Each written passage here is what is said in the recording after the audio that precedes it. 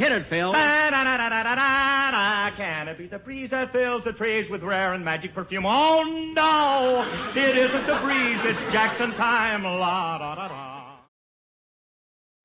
Well, hello again. This is Buck Benny speaking. Welcome to another episode, or the second episode, actually, of the Jack Benny 1950-51 season. Today, we're going to do a short intro here. My longer one will come later at the end if you want to listen to it from a long time ago. And we're doing something a little different today. I am excited about this because I've been wanting to do this for a long, long time, and I've never had the capability to pull it off and things, but now I feel like I do. So what we're going to do is we're going to talk a little bit about Venice, because the episode today, the radio show, is Jack remembering back to his trip to Venice with Mary. And it's a delightful little radio show. I love it. And it's a chance for Jack. Jack does this a lot, remembers his trips to various countries and creates radio shows. But then later, they turned them into television shows. And so in the around 57, maybe as early as 56, but definitely 57, they started to bring these to television. So what I thought I would do is I'm going to present the radio show of the Venice vacation, and I'm going to then follow it by the television show of the Venice vacation. So you actually see Jack and Mary on their vacation, which is a lot of fun. And I think you'll enjoy that as well. It's one of the ones that's very similar between the television and the radio adaptions of this. And I think that'll be interesting. Now, the other piece that I want to play up on Venice, let me tell you a little bit about Venice. Venice is called the Floating City, and it has 118 different little islands that are all connected together with bridges, 400 bridges. Crazy. So this gives you a chance to hear about it and then see it. And then after we play you the television episode, my team will come on and discuss it. So you get to see that as well. Certainly if you're watching this. If you're listening to it on podcast, you'll hear all this. If you're watching either on YouTube or on Spotify, you'll get to see it all. So the other person I wanted to bring up is Elliott Lewis. He has a big part of this episode, and he is a fabulous actor, director, producer, everything. He's called Mr. Radio, and there's a good reason for that. And right around this time, 1950, this is August-ish, September of 1950, and he had just taken over Suspense, which is just a wonderful radio show that brings us huge actors and even comedy actors doing serious roles in suspenseful performances. And he will produce that from 1950 to 1954. It's a pretty amazing talent to be able to do that and have the comedy chops to be with Jack Benny on his show, and of course play Remley on the Alice Faye and Phil Harris show. So I think he's just phenomenal. And then what I'm going to do is, I found this interview that I had in my archive, and I didn't even realize I had it. And I was listening to it and going, wow, this is pretty cool. It's of Elliott Lewis. So I'm going to tag it on the end. And it's actually from a Spurtavac interview, I think. And I've just joined Spurtavac at the, so Spurtavac people, don't be mad at me because I joined at the highest possible level I could. Anyway, but anybody out there who wants to join Spurtavac, it's wonderful. It's all about the preservation of old time radio and recreations of old time radio. And and you get 6 magazines, I think, a year that go with this subscription. So I highly suggest you get over there and check out Spurtavac, since I'm playing part of their interview. And I'll cut it down. I'm probably not going to play the whole thing. But anyway, so get a chance at that. And just so you know which part Elliott Lewis is playing, I've also I had complaints last week about the fact that the video, I mean, the audio and the picture didn't always match. And I'm sorry, they're not always going to match. It's tricky to do this. So I spent more time this week in actually trying to match it up. So when Elliott Lewis talks, you'll see Elliott Lewis's face mostly. And then, of course, when Don's on, you'll see Don more often than not, and with Phil and everybody. So I tried. It might work. It might not. But anyway, we give it a shot. And with the last thing I'll say is this has been a really traumatic week. And this is 2025, of course, and it's September 14th as I record this. And all I'm going to say about it is I just try and bring joy to my little corner of the world and share the joy that is Jack Benny. And I hope that everybody just tries to make their corner of the world as great as it can be with their family and friends and everybody that you're close to, because you never know what's going to happen, right? And so we'll leave it at that. And I hope you enjoy this wonderful, just get a break from the world and enjoy these wonderful performances of Jack Benny and his cast. And we'll see you next time.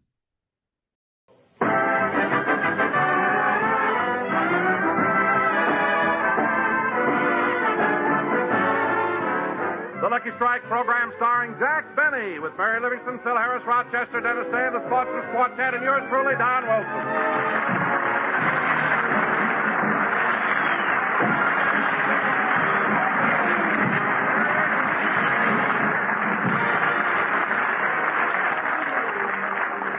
Ladies and gentlemen, it is morning, and as we look into Jack Benny's home in Beverly Hills, he and Rochester are going over the bills that have accumulated during their absence in Europe. Here's a bill from the gas company, $8.50. $8.50. Electric bill, $9.75. $9.75. Here's a bill from the telephone company, $6.40. Wait a minute. Why do we have to pay the telephone company? They couldn't get in to open the coin box. I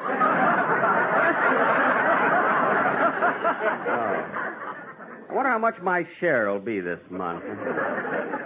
Now, let's see. I paid my cast and writers for the first show. Oh, yes, I have to mail a check for commission to my agent. I've been meaning to ask you about that, boss. How does your agent get to the bank?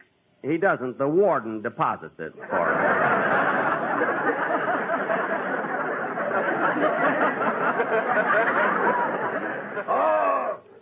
Say, boss, isn't your agent in for 20 years? Yeah, but he gets 10% off for good behavior. What else have you got there? Here's a bill from your dentist. He wants $100 deposit. My dentist? Oh, yeah. Send that bill to my sponsor. After all, it was his idea, yeah. Your sponsor? Yeah, he thought it'd be nice for television if I had my 5 front teeth fixed. Well, what's wrong with your 5 front teeth? Nothing. He wants to put LSMFT on it.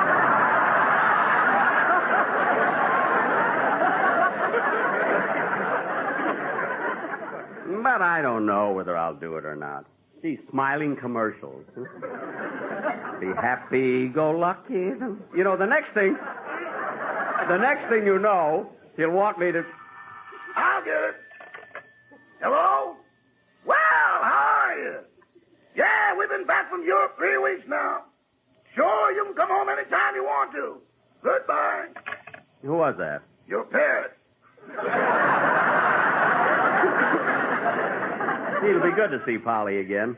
Now, let's finish these bills. I don't want to waste all day. Yes, sir. Here's one for your automobile insurance. Wait a minute, boss. This premium seems too high. It's $93.50. No, Rock. That's not the premium. That's what the car's insured for.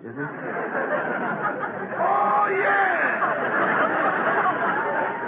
Yeah, I see it right here. It's covered for fire, theft, and rheumatism. Oh, stop. Is that all? No, there's still one more bill. It's from the Flamingo Hotel in Las Vegas. It's for $30.20. That's right. I was up there for 3 days. Let's see, my room was $10 a day. That's $30. Pay it, Rochester. What's the 20 cents for? I gambled a little.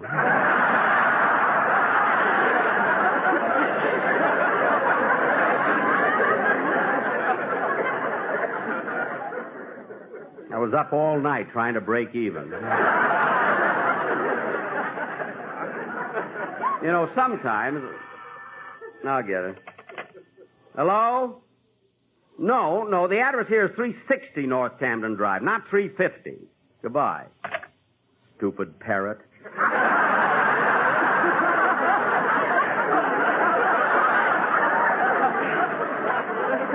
Some bird can't find their way to Capistrano. She can't even find her own house. Now, Rochester, take all these bills and... Come in. Well, hello, Dennis. What are you doing here? What are you doing here? What are you doing here? Every time I come to your house, you ask me the same thing. What? For 10 years, I've been coming to your house, and it's always, hello, Dennis, what are you doing here? Look, kid. Just once, I'd like you to say, hello, Dennis, glad to see you. Come in and stand on your head.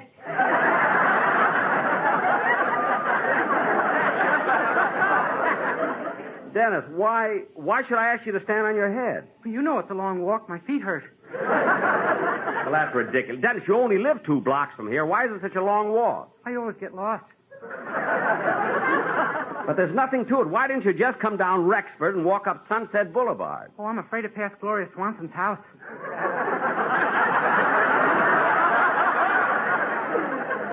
What? If she killed William Holden, what chance has a jerk like me got?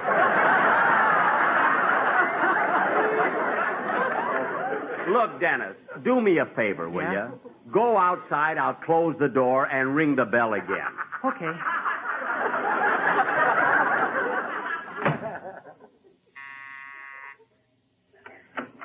Well, hello, Dennis. Come on in and stand on your head. Now leave me alone. Yes, sir. Now maybe I can... Not on the piano! Look, kid, I didn't ask you over here, but if you came to let me hear your song, let's hear it and then go home. Okay. Hold it a minute. Yes? How do you do?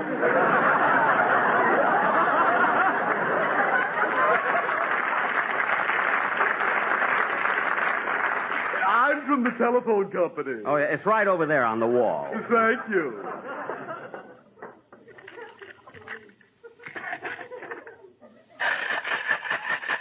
My, it's heavy this time. Yes, business was great when the Shriners were in town.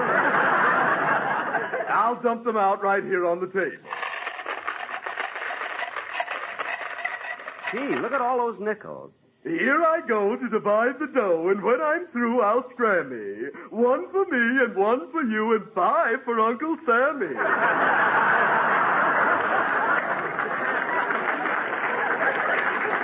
Yes, mustn't forget him. My agent did, and look where he is. Now, look, mister, would you mind counting those coins in the other room? No, not at all. Thank you. Go ahead, Dennis. Let's hear your song. Yes, sir.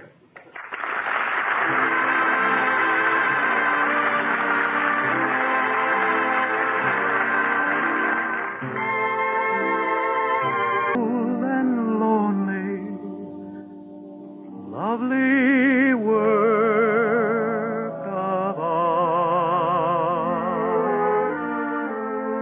Mona Lisa.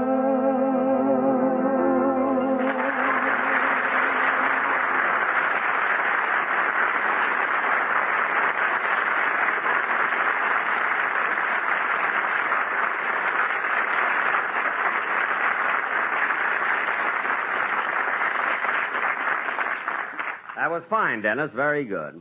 You can go home now if you want to. Dennis, I said you can go home now. Dennis. Oh, isn't that cute? He sang himself to sleep.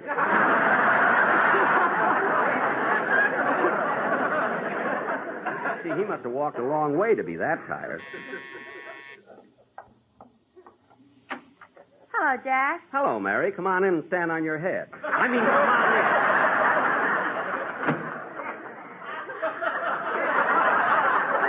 What are you talking about? Nothing. Dennis, wake up. Huh? Oh, hello, Mary. Hello, Dennis. By the way, Jack, I haven't seen you since last Sunday. Did you read all the reviews on your opening program? Yes, most of them. I thought they were nice. The reporter in Variety said you were better than ever. I know. Luella Parsons said you got loads of laughs. Yes. Hedda Hopper said you were dynamite. Yes, I know. Erskine Johnson said you weren't the least bit funny. Him I'm suing.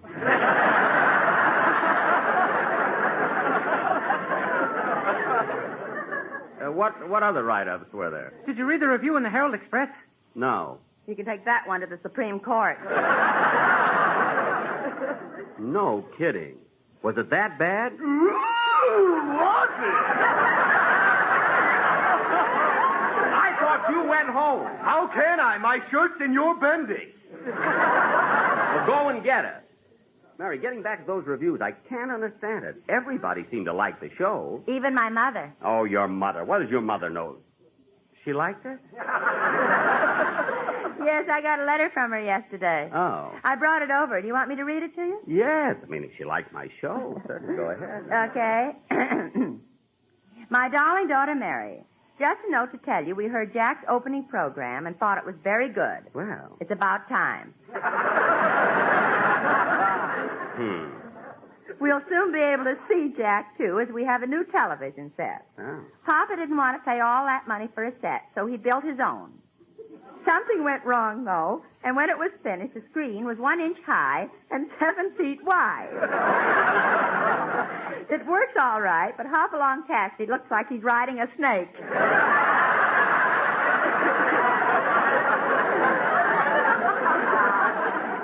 That's silly. A screen 1 inch high and 7 feet wide. I wonder what Faye Emerson looks like.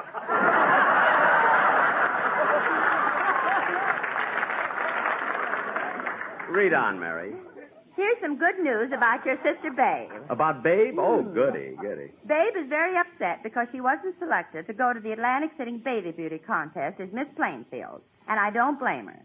Even though I'm her mother, I must admit that Babe has the prettiest pair of knees in New Jersey. It's a shame they're in the back.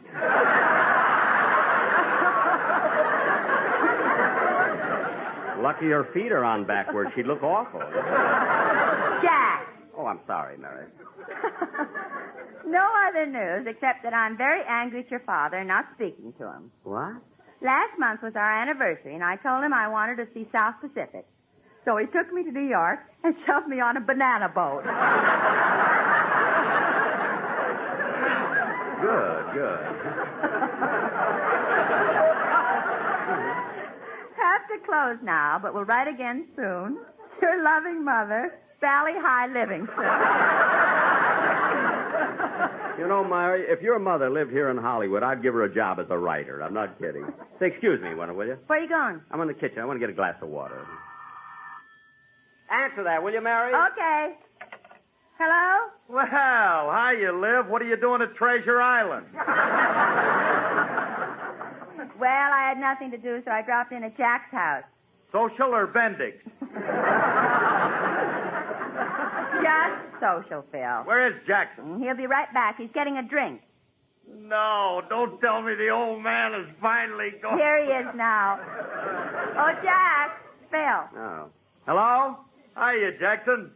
Been nipping a bit, huh? Yes, Phil, I had a glass of water. Nice, plain, cool water. Water? Yes, water. What's in your swimming pool? Remley, we're playing Sunset Boulevard.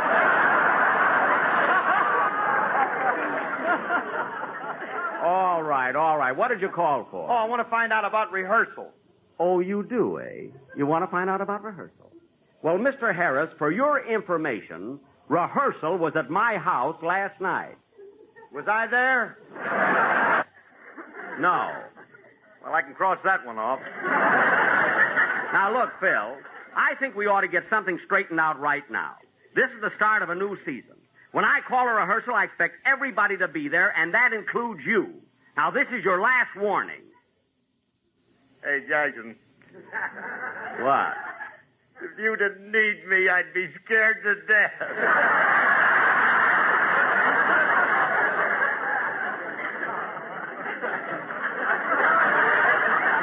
Need you?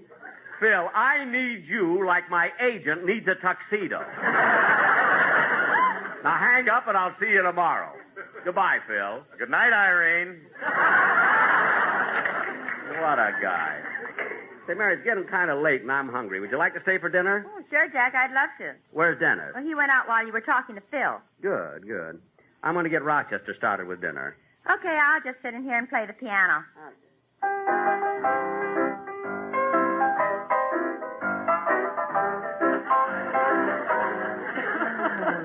this thing is out of tune.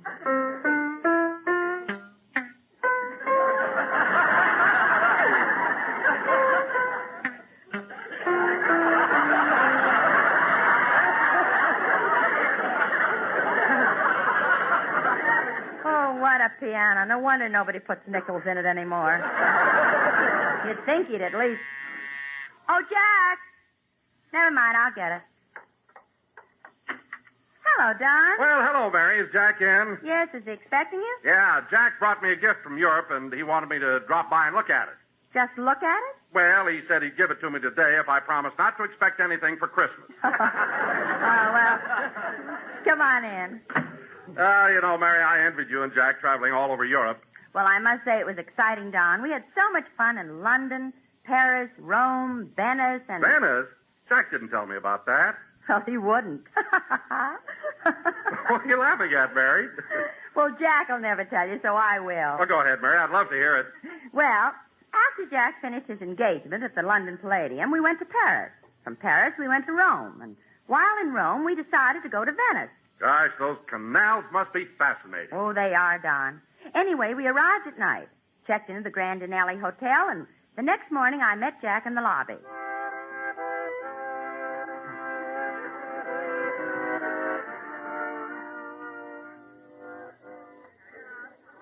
Jack, did you get the tickets for the sightseeing tour? Yes, Mary, and the gondola will leave in a few minutes. Gee, I'm sure looking forward to it.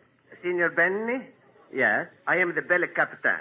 The gondola for the sightseeing tour, she's about ready to leave. Oh, good. Well, we'll be right out. Grazie. Oh, Bell Captain, should I bring my coat? Signorina Livingstone, this is a sunny Italy. We have the same climate you have in California. Bring your coat.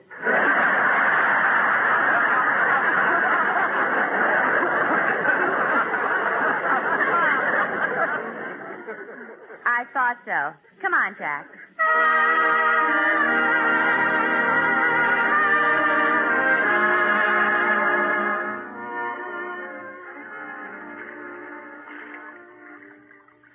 Gosh, Jack, what a thrill. This is the first time I've ever been in a gondola. Yeah. I didn't know it held so many people. I'm sure glad we came on this sightseeing tour. Oh, Jack, the guide is getting up to point out the places of interest. Yeah. Come on, Mary, let's get closer to him. There's so many interesting things in Venice. I don't want to miss a word he says. Excuse me.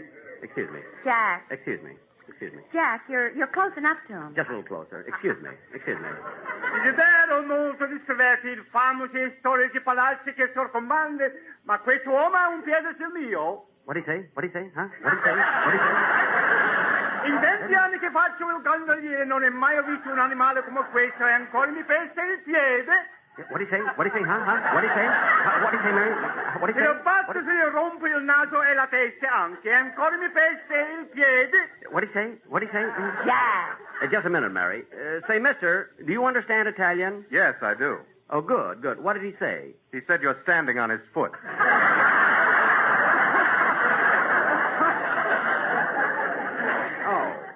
I'm sorry. I'll step back. Jack! Mary!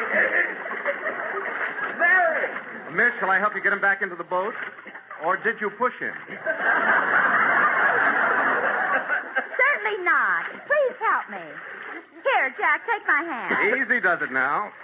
There we are. Thanks, mister. Oh, boy, am I wet. Io penso lo fiendo, ma lui è dietro in gondola. Un cocciala mia gamba. What'd he say? What'd he say? Huh? What'd he say? He said you're dripping on his leg.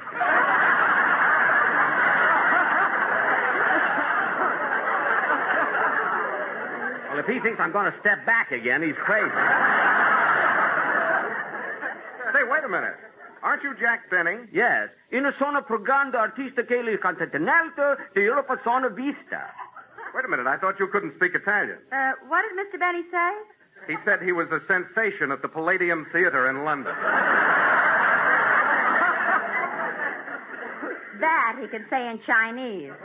Oh, shut up!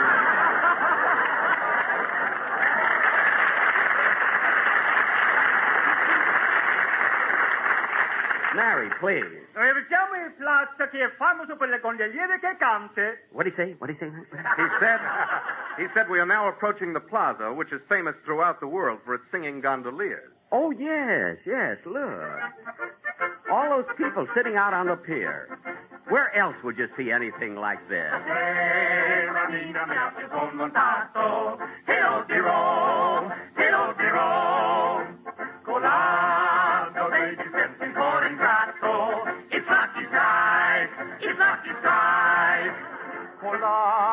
Cosciente il fuoco, ma se fuggi, so round and burn, so fully packed. E non ti corre presso e non ti struggi, there's no rapport, no pop is not. Racy, piano piantura, smoke lucky, tra la la la la. Nicola, be happy and so lucky, tra la la la la la la. Racy, piano pianturi, lucky strike means everything that is Nicola.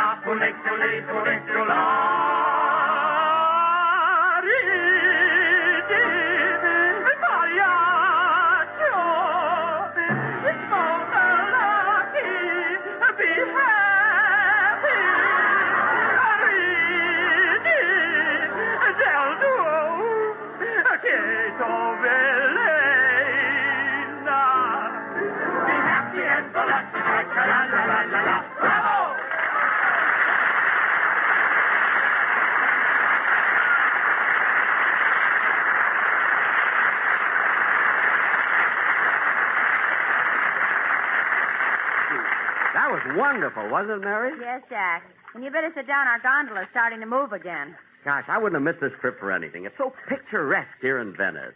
Oh, Jack, look at those signs along the side of the canal. Signs? Yeah. I'll see if I can read them as we pass. Prendere un punta. De uno che conosco. Talia tuo berba. Ma non tuo naso. Burma shave.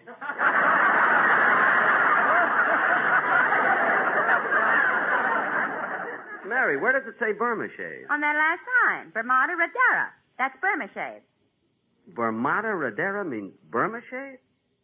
Holy smoke, I better learn what these Italian words mean. Why? I had that on my strawberries this morning.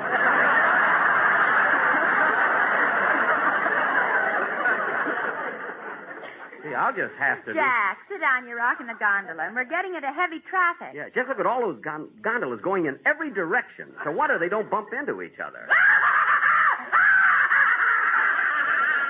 What's that? It's that man sitting over there in that little boat. He used to work for the traffic department.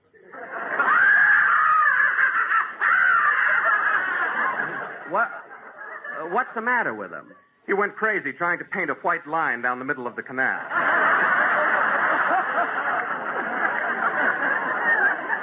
Oh, well, that is a problem. Why didn't he try watercolors? Jack, look out! Mary! Mary! I knew this was going to happen. Miss, are you sure you didn't push him? Of course not. Now help me get in the boat. Okay. No, don't grab me by the hair.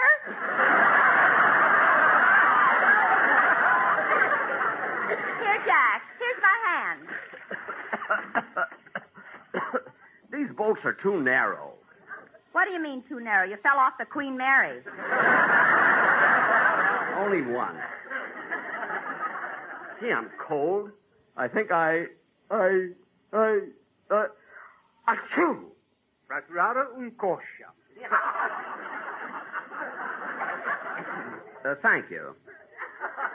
He said break a leg.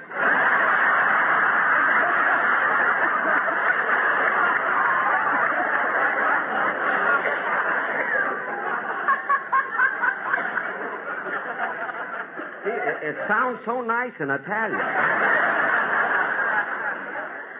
Jack, why don't you just sit down and enjoy the ride like everybody else? Okay, but gee, I'm so wet. Well, it's your own fault. Signore e signori, noi al passo il famoso spazio per qualche spesa in Venezia. The guide just said we're passing the shopping center of Venice. Oh, yeah. Look at those little stores right out on the water. Gosh, it's the only place in the world like this. Yeah, and Mary, look at that store on the end. It specializes in gondola accessories.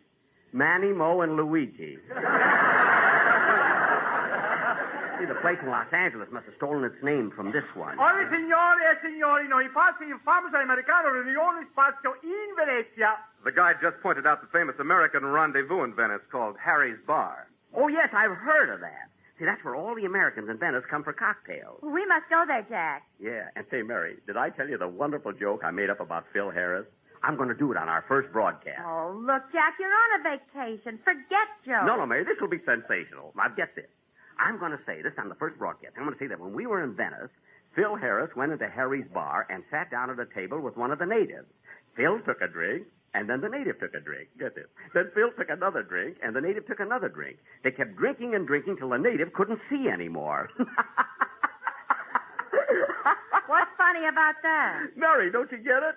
Phil is the first guy in the world ever to drink a Venetian blind.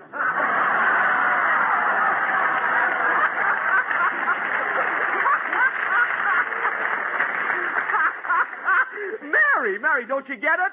Venetian.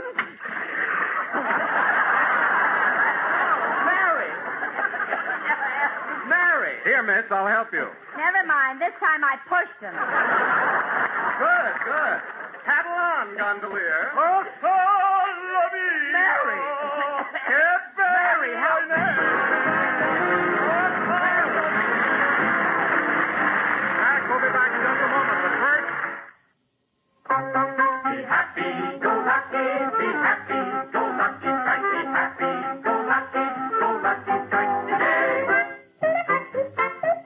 Some taste like this and some like that, but nothing tastes quite like the milder, richer cigarette whose name is Lucky Strike.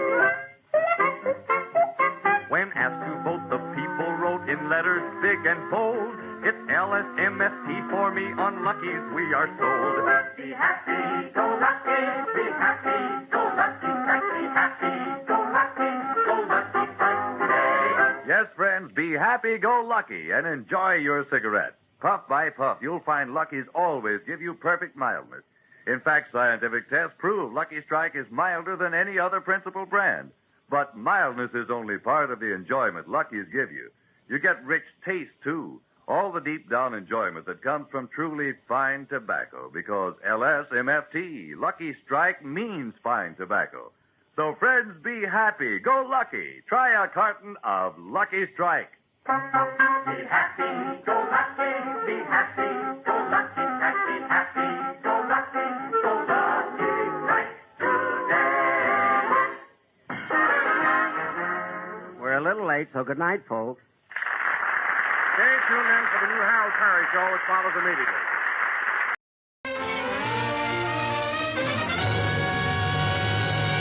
The Jack Benny Program.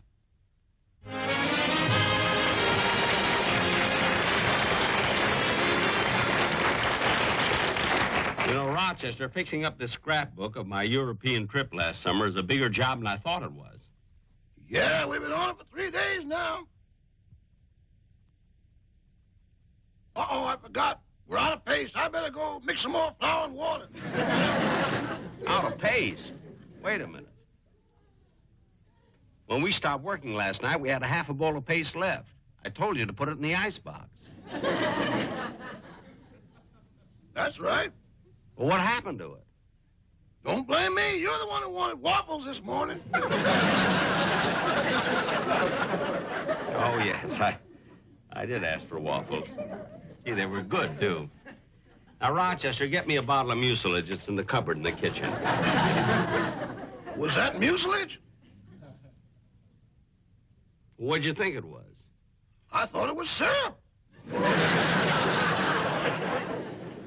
Rochester, you mean the syrup I put on the waffles was... What are you laughing at? Your teeth may decay, but they'll never fall out. Well, we can't glue these in, so we might just as well assort them.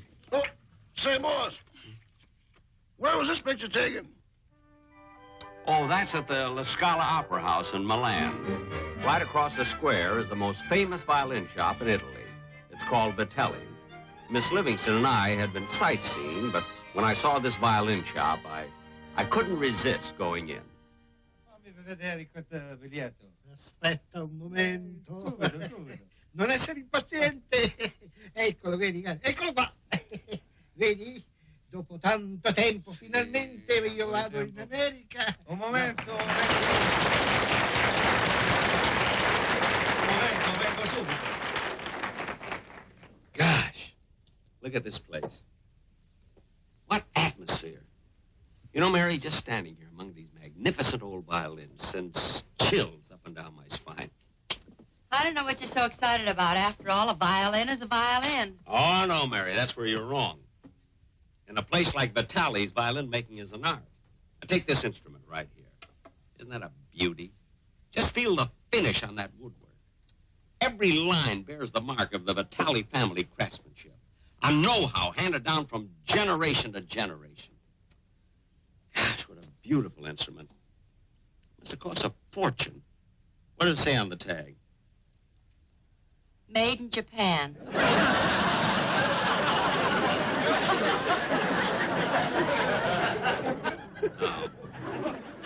Well, I would have known the difference. It's these darn glasses of mine. They were made in Japan, too. They were not. Buongiorno. How do you do? Un americano. Yes, I'm Jack Benny. Jack Benny. Yeah, one of the truly great violin virtuosos of America. And I'm Grace Kelly, movie star, Princess of Monaco. Now, don't be ridiculous. You started it. All right. It's funny an American should come into my shop just now because my friend is just showing me a ticket to America. It's a dream he has had for many years. Well, he must be quite thrilled. Have you any other fine instruments that I can look at? Si, senor. Beside the one we make in the shop, we got the finest collection in all Italy. Here's one I'm real proud of. This is a Stradivarius. Gee, a Stradivarius. That's right. Just think, in 1721, Antonio Stradivarius is work day and night for 3 months to make this instrument. Poverino, he's a sell it for $10. I'll give you 15. It's to make the joke, no? No. I mean, Mary. This violin, Mr. Benny, is priced in American money $30,000. You look around. If there's something you like, you let me know, huh?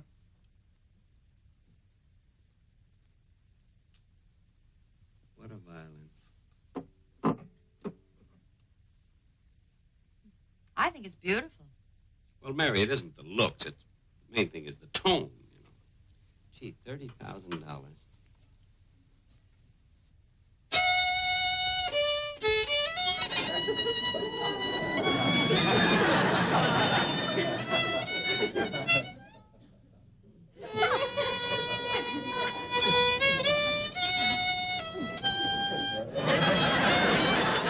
Jack Benny, he's a live in America.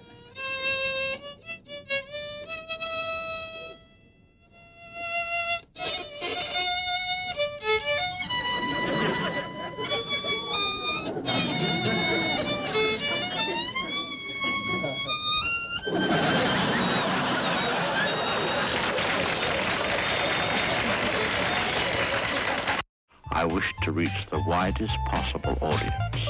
Classic suspense. Put your hands up. Here's the knife. Okay, drop it. Classic comedy. I couldn't wait for my riders to see Jack Benny. Sunday would be too late. Classic housekeeping. And this month, I've been picked as maid of the month for May. Oh, ain't that wonderful? Because the maids they pick are real outstanding women. Yeah, that's better. Classic late night on Antenna TV. Then you just went in and browsed around. You didn't buy anything. Well, not that day, Rochester, but the next day I went back without Miss Livingston, and I dickered with the boss of the shop for a few hours, and we finally made a deal. Then you bought a violin. No, some rosin. You mean that's all you bought?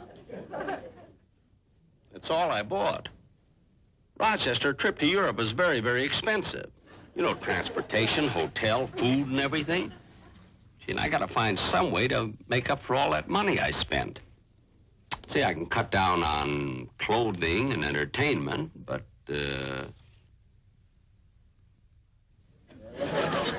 Rochester, how much am I paying you?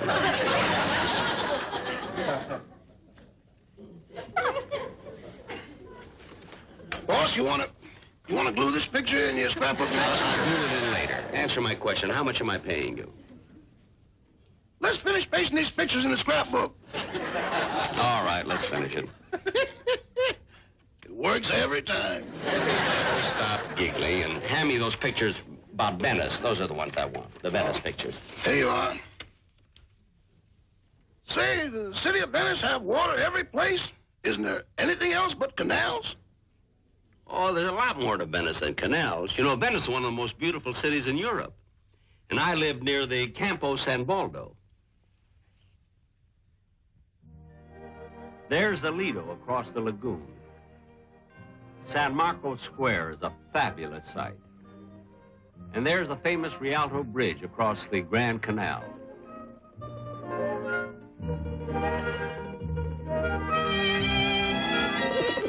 I used to love to feed the pigeons in the Campo San Baldo.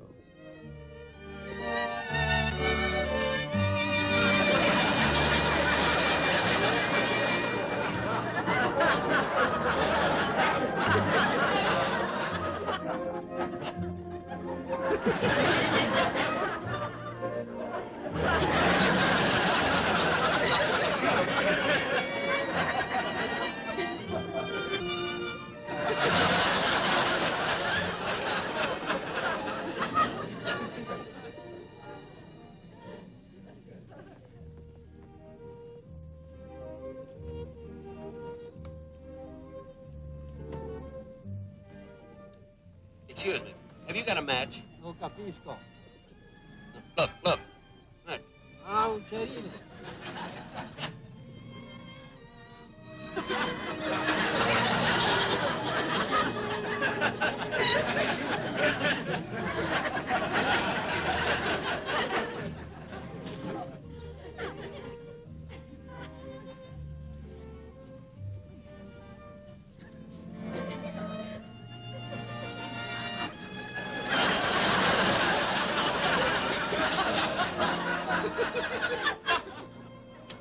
Jack! Larry!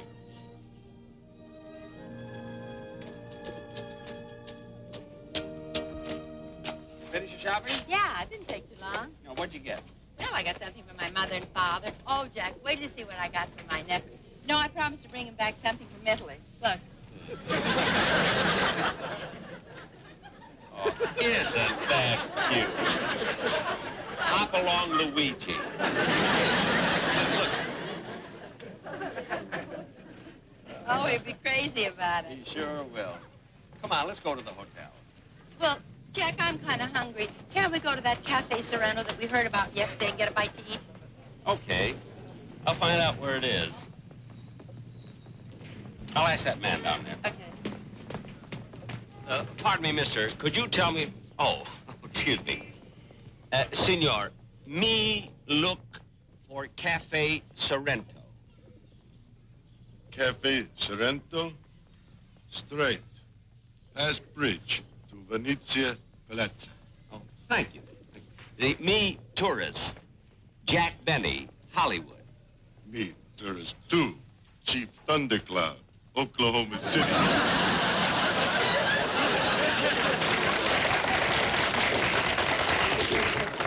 Certainly is a small world. Find out where it is. Let's go. Okay. Mary, what are you staring at? What are those men doing?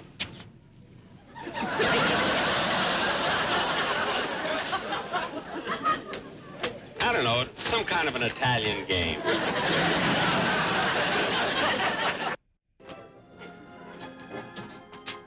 No, signor. You wish to sit at the bar or at A table. this way, then, please?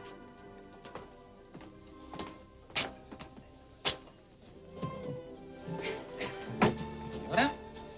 Thank you. we get a sandwich? Yes, certainly, sir.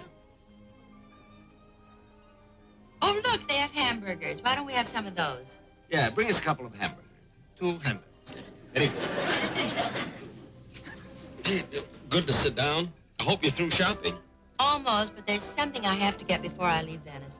I hear they have the most beautiful leather goods here. Yeah. Mary, what are you staring at? Isn't that the American we saw yesterday? Yeah. Yes, it is. I think I'll go over and ask him if he'd like to join us for a drink. Okay.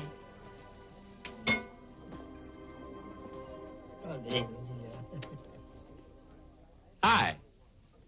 Oh, hello. We just came in for a snack and maybe a drink and thought you might like to join us. No, thank you. When I finish this, I'm going back to the hotel to pack. Oh, yes, you're leaving in the morning, aren't you? Yes. Well, have a nice trip. Thank you.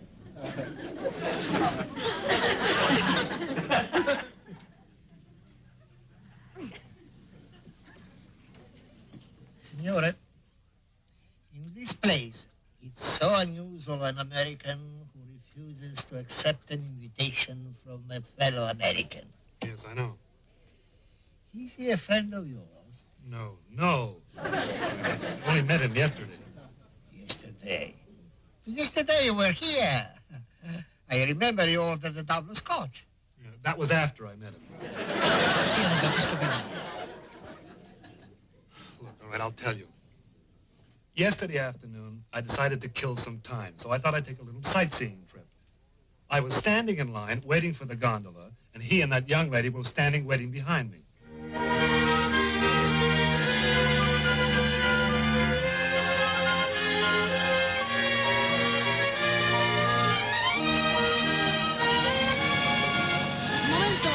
Momento. Emilia, qui. You'll love this trip, Mary. They say these canals are really something. Pardon me, do you have the correct time? Time? Yeah. It's 10 minutes to 1. Thank you. Are you an American? Yes, I am. When are you going back home?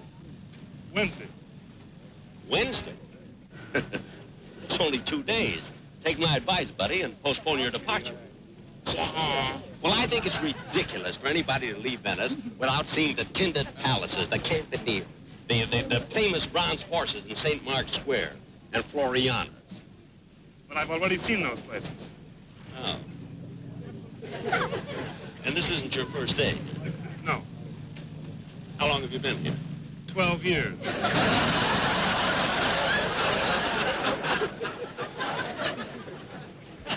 And incidentally, it isn't Floriana's, it's Florian's. And if you don't mind, I'd like to go home Wednesday.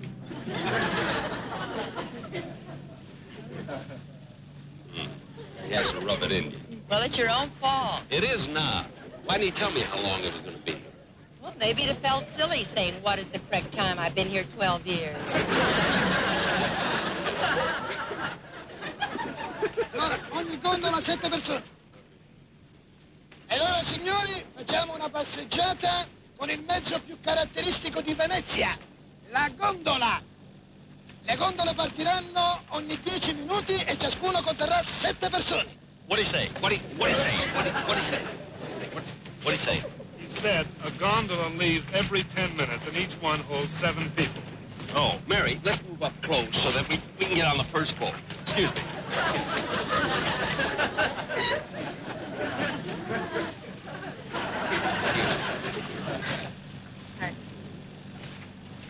Prima di iniziare questa passeggiata voglio illustrarvi alcune bellezze di Venezia. Qui a sinistra quest'uomo mi sta pestando i piedi. What do you say? What do you say? What do you say? How do I know what he said? In 20 anni che faccio il conduttore non ho mai trovato un animale come questo e continua a pestarmi i piedi. What do you say? What do you say? What do you say? Se lo picchio e gli rompo il naso perdo il posto e mi pesta sempre il piede. What do you say? What do you say? You understand Italian? What do you say? He said you're standing on his foot.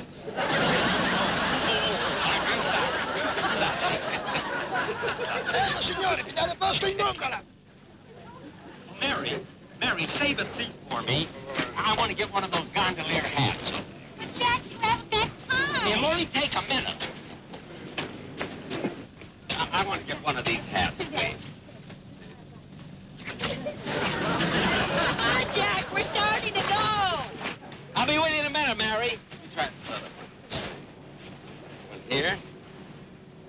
Vieni. Thank you. Hey, I'm coming.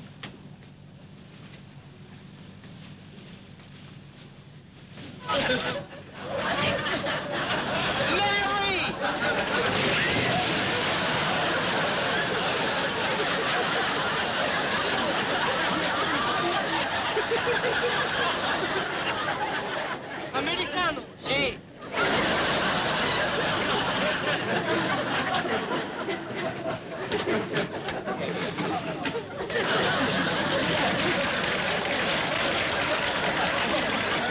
Per piacere, facciamo presto che siamo in ritardo. Says to get back in the boat. He wants to get started. Back in the boat? Is he crazy? He's soaking wet. If he goes in the trip now, he'll catch a terrible cold. Or even pneumonia. Tell him I want my money back. Questa gente il voglio rimborso il biglietto. No, quando il biglietto è venduto non c'è rimborso. He says once you buy a ticket, you can't get your money back. You can? No. Well, Jack, what about your health? Mary, you gotta gamble once in a while.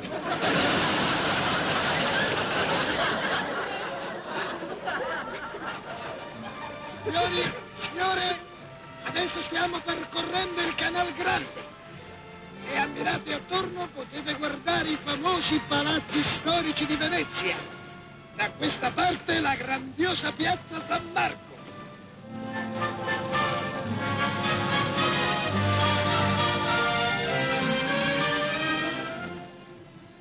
Jack, will you please stop squirming around? Well, I'm uncomfortable. I think my suit's shrunk. Anyway, Bless you. Thank you. You got me more comfortable over there. Jack, be careful or you'll fall in the water again. I don't know why they build these boats like this. This one's too narrow. What do you mean too narrow? You fell off the Queen Mary. Only once.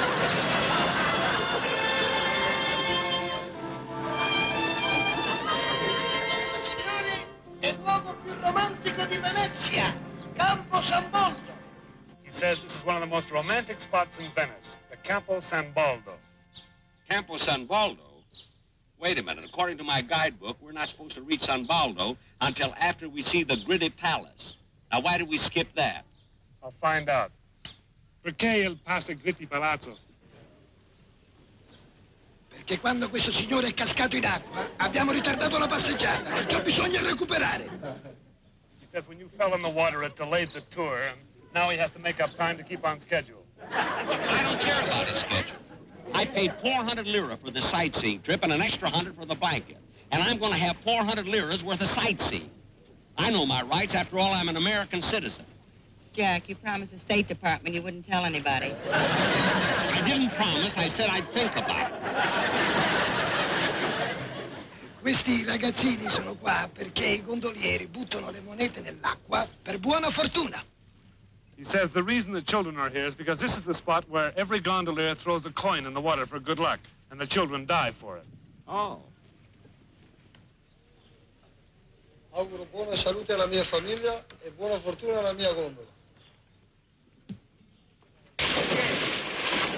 You know, that's one of the nicest... Jack! Here I am, Mary. Well, when I heard that splash, I thought maybe... Mary, how could you? Heavens to Betsy. I just came up here to take a picture.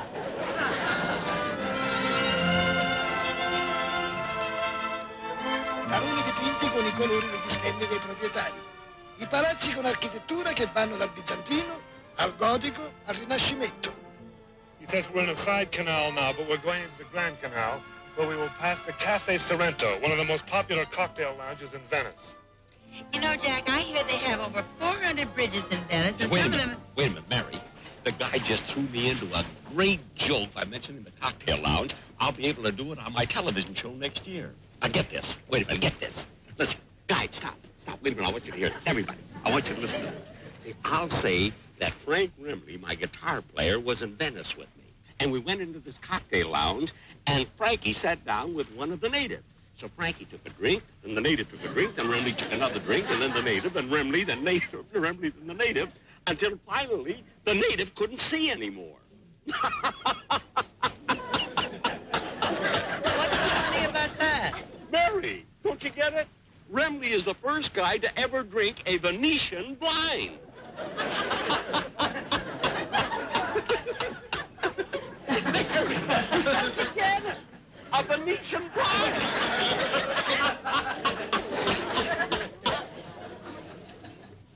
Yipe!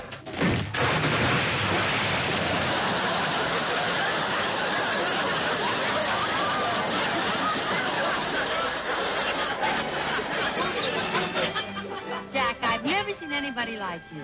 Well, for heaven's sakes, why didn't somebody tell me when we got to the bridge that the tide was in? At least they could... Achoo! Gesundheit. Thank you.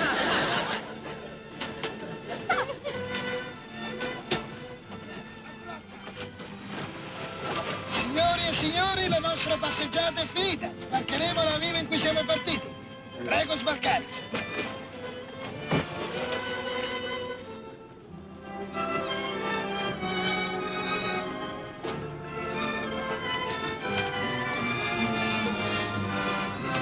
Un momento.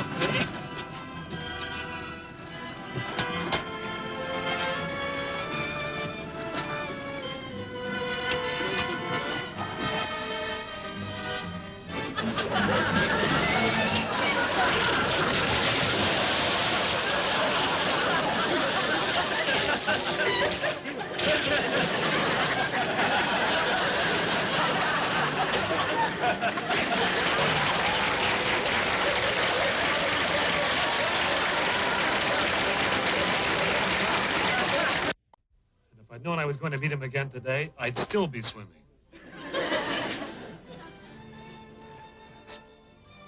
That was a good sandwich. Yeah, let's go. Mary, I can't understand why that American didn't come over and have a drink with us. Well, I don't blame him after what happened yesterday. I think you ought to go over and apologize. Yeah, I guess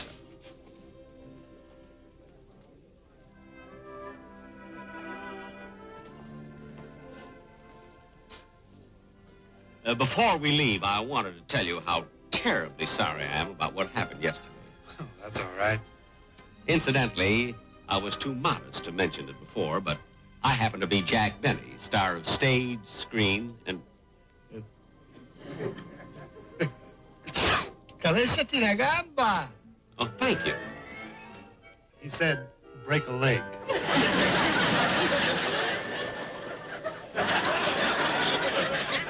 Yeah. Sounds so nice in Italian.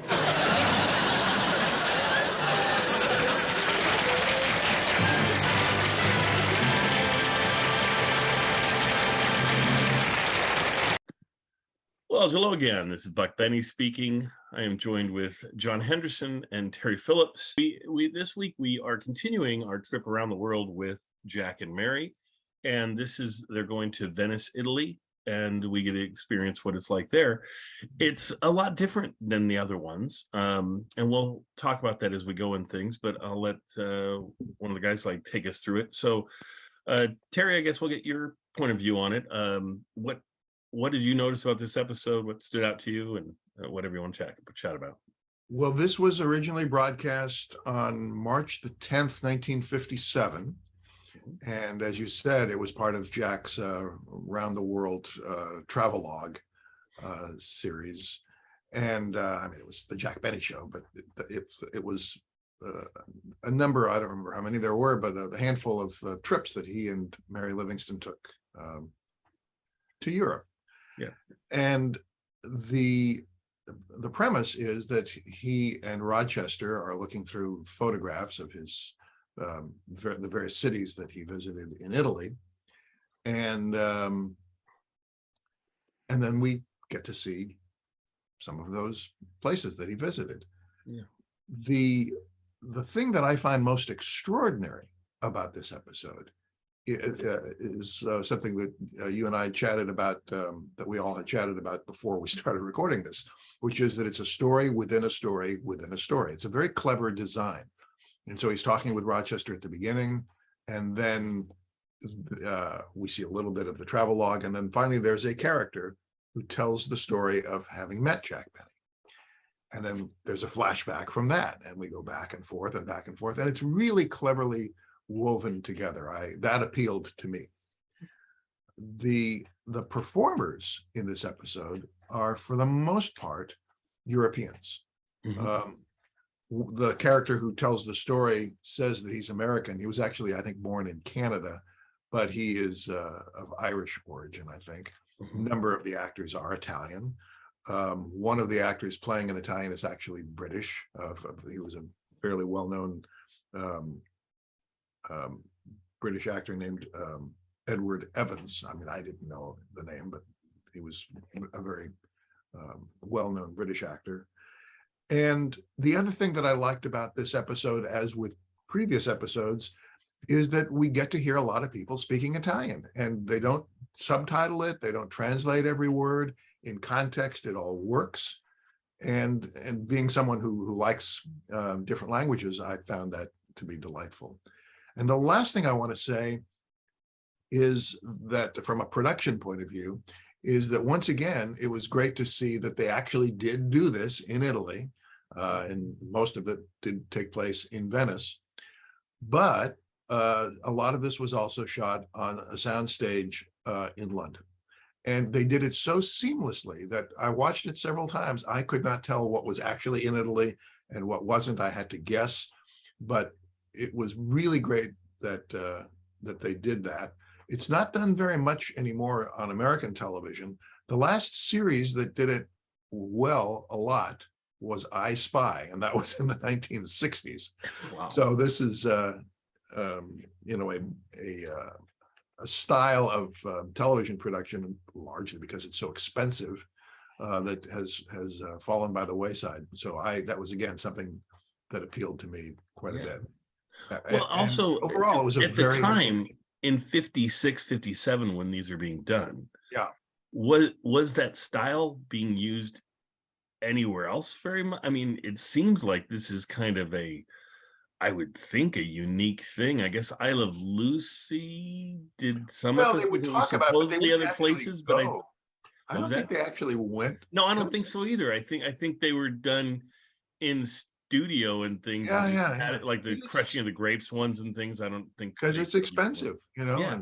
And they didn't bring their whole crew. I'm sure they used a local production company, but still they had to move their cast there and stayed in hotels and, you know, all the stuff that you have to do when you're traveling. Right.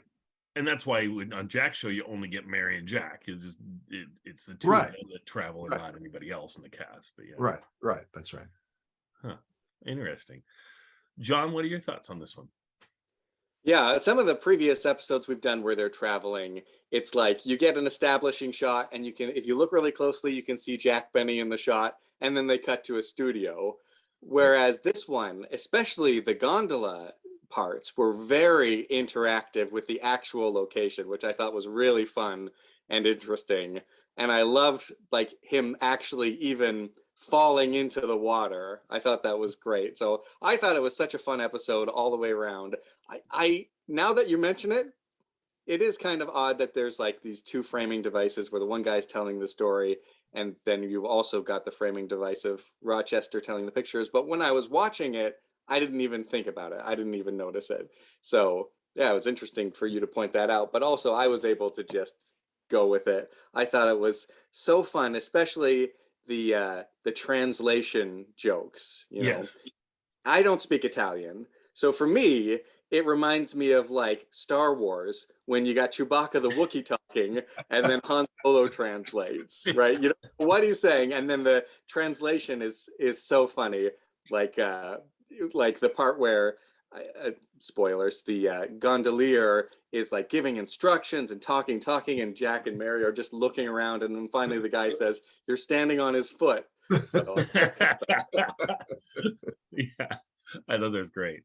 There was some, I mean, and honestly, I just am enjoying each one of these episodes just to spend more time with Jack and Mary. Because on the show, you know, you're going to get Jack, Mary intermixed with the cast. This is such a unique thing, and that you just get the two of them, and you feel like, well, this is kind of a cool, intimate thing you're part of. I'm just going to throw this out. It's a totally bizarre thought that I was thinking as I was watching this, but I was going, I really enjoy the two of them together. And I wish in some ways that they would have done what George Burns and his wife did, which was to eventually just say, okay, we're husband and wife. That's just the way it is. So, because I thought right when they transferred into television, they were changing the show enough that you would think they could just kind of go, Mary's my wife, and just play it that way, and that would have made the whole, like, these vacation episodes give them a little different flavor, and all their performances in the show would have gotten a little different flavor. But I respect what they did. Go ahead.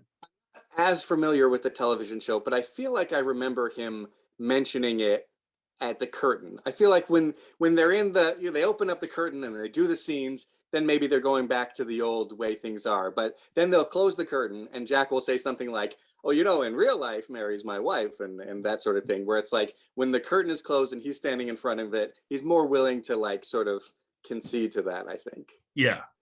I think you're right. I think that maybe that was done a time or two, but who knows? It's fine the way it is. It's just always makes it a little strange with the conversations they have about how she's staying one place and he's staying another place. They always kind of establish those kind of things, but it is what it is. But I really enjoyed this one too, and I've enjoyed all of these. I think this is our final official one, because we already do the one in Paris with Maurice Chevalier. I think we did that, right? Yes. I thought so. I was like, I think I remember us doing that one. So I think this is the last one. I'll dig around and see if there's another. But we do have some more adventures to take with Jack internationally, because I've got a couple more I want to pull out that are not part of this series, but they are things where he was visiting other places in the world, and fun to bring up. By the way, there are a couple of little cultural references, historical references that might be worth noting. One is a reference to Princess Grace. And the reason that it was used is that the wedding, Princess Grace and Prince Rainier, had taken place just the year before, so it was fresh in his minds. And then there was a Hopalong Cassidy reference, Yes, which I thought was hilarious. And again, it was very popular on TV in the 1950s. Oh, do you all know the reference at the beginning when he and Rochester are talking to mucilage? Yeah, I was wondering that myself. I was like, okay, It's just it was another term for glue or paste. And I don't know that anybody would use that word today. No. That's why it's hard. It's like when they were saying it, I was going, mucilage, what's that again? Then I realized it once in the context of the joke what they were saying. But yeah. And I gotta say, like, for years and decades, he's doing his bad violin playing bit, and yet somehow he continues to make it work. Like, I felt in this way, like, obviously he goes into a violin shop and it's like, well, maybe he'll play bad violin at some point. But the way that they set it up and they build it up until finally he plays it, and it's just, you see the reactions. I am always delighted by that. It's so fun. Yes. That whole bit is kind of interesting, because I love the fact that the proprietor of the store or whatever pulls down a Stradivarius to him, just a customer, and hands it to him and lets him hold on to this supposedly $30,000 violin. And then he goes to help someone else and lays it on the counter there. And Jack picks it up on the counter. And when he picks it up, he kind of fumbles it a little bit. I don't think it was meant to do that, but I was like, oh my gosh, is he going to drop a $30,000 violin? And I know for the show, it probably wasn't a Stradivarius, or if it was Jack's. But I just thought, because by this time, I think Jack, I'm pretty sure he had a Stradivarius at this point, because I think Jack picked it up, I want to say, in the early 50s. So that could have been Jack's violin that we saw, which would be cool. Anyway, but I just like, I don't think so. I've been to music stores where they won't even let you touch their most expensive, unless you're going to truly look like you're actually going to buy. They're not going to pull down their $5,000 instrument and let you mess around with it. They'll go, oh, here's the $125 version. You can play with this, whatever. Yeah. Anyway, yeah, good episode, solid. I think this whole series has been solid. I can see how some folks, maybe if you're not a huge Jack Benny fan or whatever, these travelogue episodes might not be as appealing. They're not, the humor's not as like straight on or whatever as it is on the show. There's more, and this one more than any of them, as we've mentioned, has more like shots of the local scenery of which makes it delightful in that way, but it also makes it a little slower moving than some of them too. So yeah, I think you're definitely right. There's some shows that drive my wife nuts because she gets so upset at the main character. I'm thinking of like Curb Your Enthusiasm, where Right. she's like, stop doing that. Like that kind of thing. The part where Jack Benny is having everybody in the gondola wait while he goes and buys a hat, and they're just like, come on, Jack. Like that's the kind of thing where I think is hilarious, especially knowing Jack Benny's personality, and it builds up that tension. But that would just drive my wife nuts watching that. Yeah. Well, and that struck me too when I was watching this episode. I was going, man, they're making Jack into that tourist that we've all know and we've all seen, that it's all about me and I just need to get whatever I get, out of this thing. And that's a weird place to put Jack, because it's like you don't want to like that person, but you like Jack so much it's okay. But Jack is the ugly American in this, in a few different pieces of this. So would you all agree that this is another episode where, while you could just listen to it, that there's a lot visually going on that you'd miss without watching it? For sure. Yeah, I would not just listen to this. I would definitely watch it, because like you say, they don't sit here and describe, they describe a little bit about what they're looking at, but to see it is important. And yeah, well, I wasn't going to mention one of the best jokes because I wanted to save it for the actual show. So if you're watching on YouTube, skip forward. But if you're just listening, all right, I'm going to do the joke. So the gondolier says, listen, we have a thing where we throw coins into the water and the children dive for it. He throws a coin, the children dive, they cut back, and Jack is missing from the gondola. So It's like, you obviously jumped in the water to get the coin. Also, didn't we hear kind of a big splash or something before it turned back to him? So we're all thinking, oh, Jack dived in to get this coin. They do kind of undercut the joke, because then there he is standing beside the boat, and it turns out he didn't actually jump in. Yes. There's also a subtle one involving a customer in the violin shop and a ticket that he bought to go to America. And I don't think we should spoil it, but keep an eye out for that one. Yeah. There's a lot of good little pieces in here. I did like it. The flow for me was good. I mean, I just think for modern audiences, I think Jack's show can be a little slow anyway for them. And then this is even a notch slower than Jack's normal shows.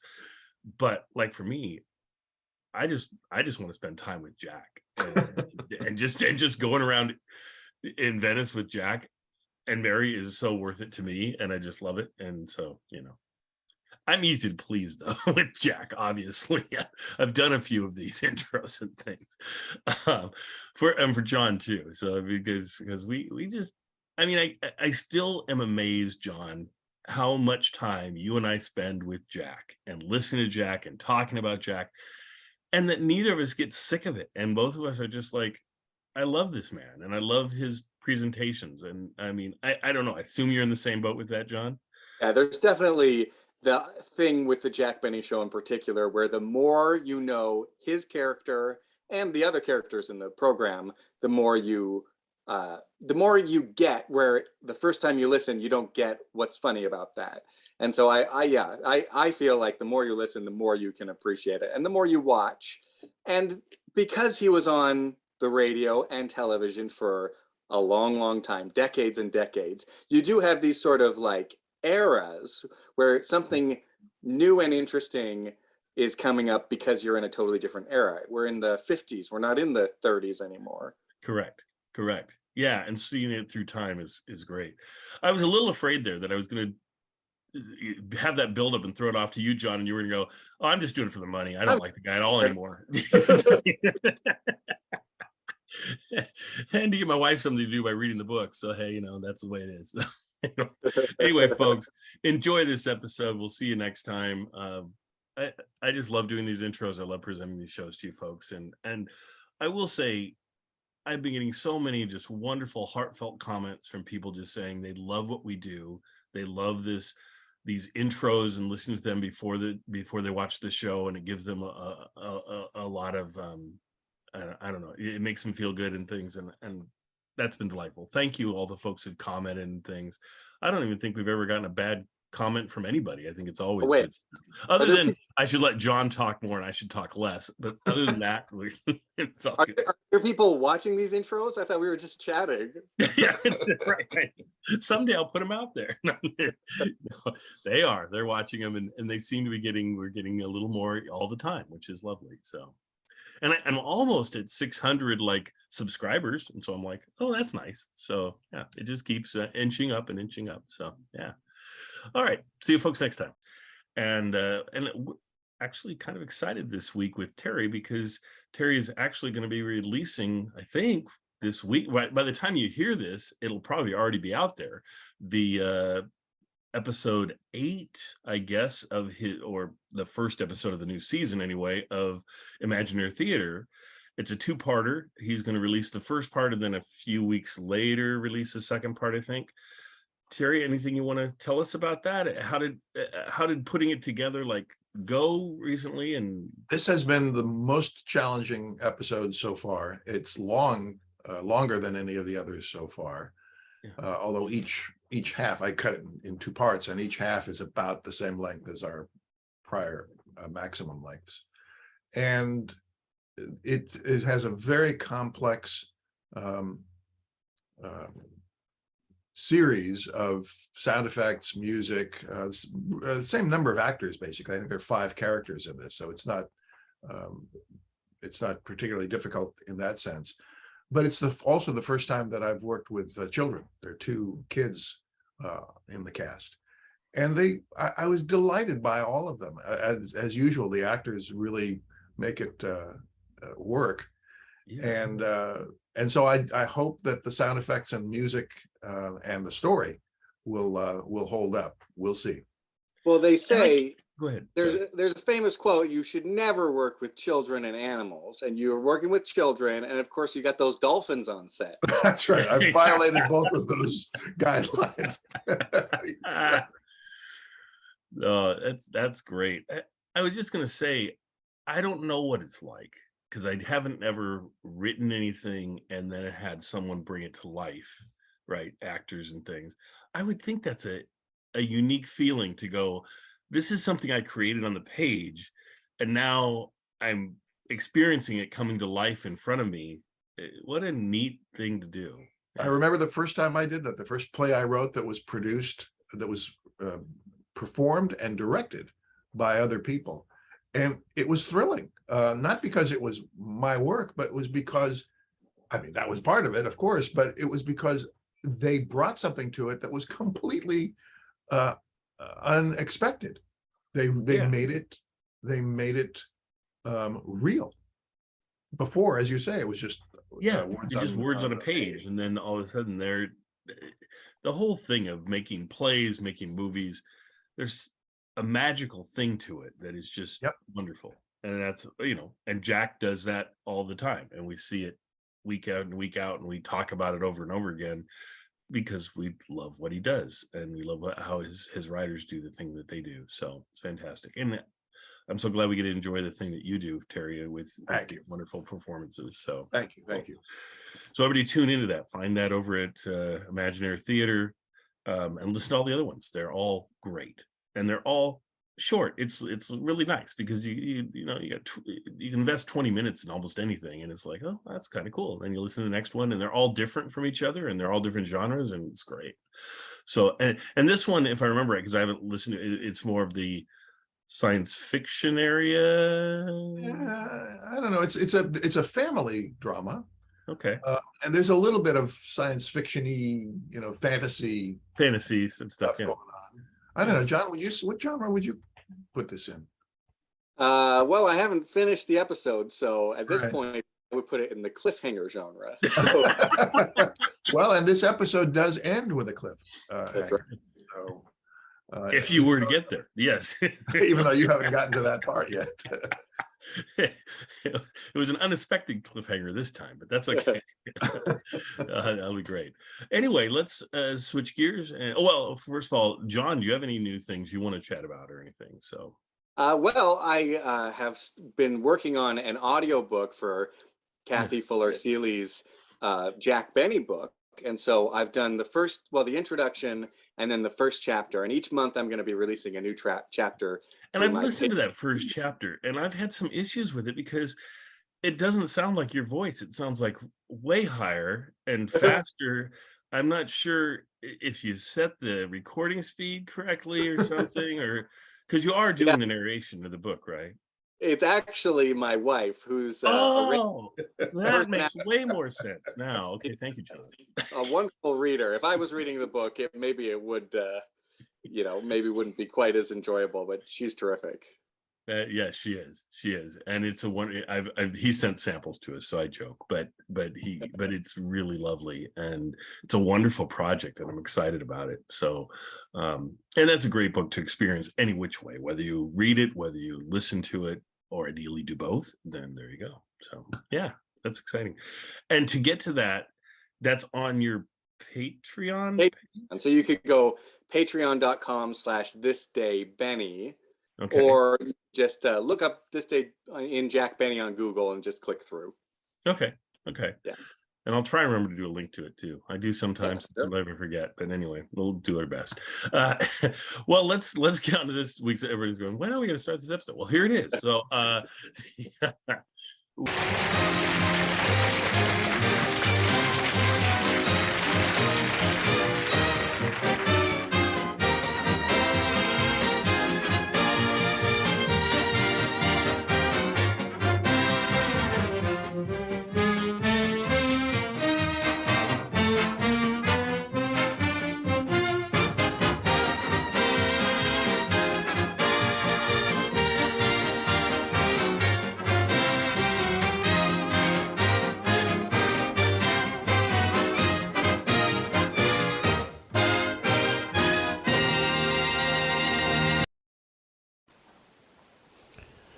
hello again. This is Buck Benny speaking. Wow, we have a terrific episode of the Jack Benny Show again for you. The second episode of the 1950-51 season, the season where Jack actually first steps off into television. And boy, so many things to talk about. There's no way I'm going to fit it all in one podcast, but that's okay. Anyway, let's first talk about this specific episode. If I can speak, it'd be awesome. One of the things I find great about this episode is it features Elliott Lewis, who of course is Remley on the Phil Harris Show, and he just recently and currently is, at this point in time in history, has just taken on the producing and directing chores over on Suspense.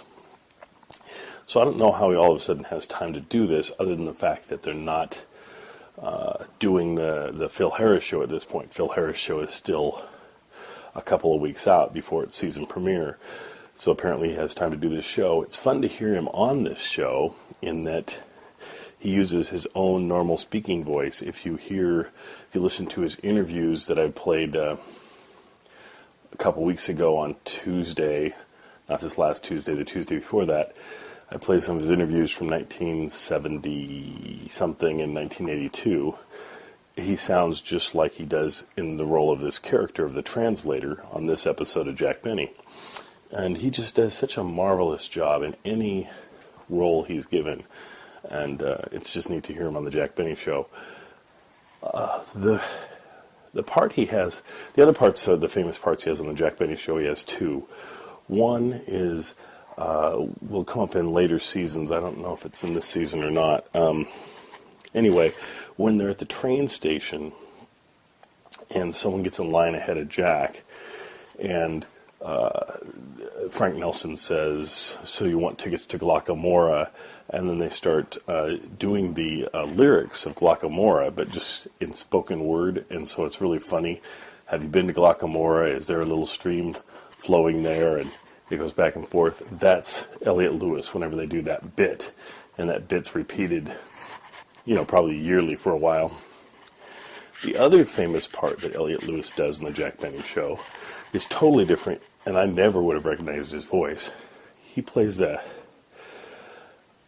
he doesn't even know how to pronounce it or what it is. In the interviews, Elliott Lewis talks about it. It's the mole. It's some Jewish term, I believe, which apparently means, big, dumb thug or something, because he plays the part of the guy that's on the Christmas episodes of the Jack Benny Show when he's doing his Christmas shopping, and he or Mary go to this one character, and the character's saying, do you want with the loops? The loops?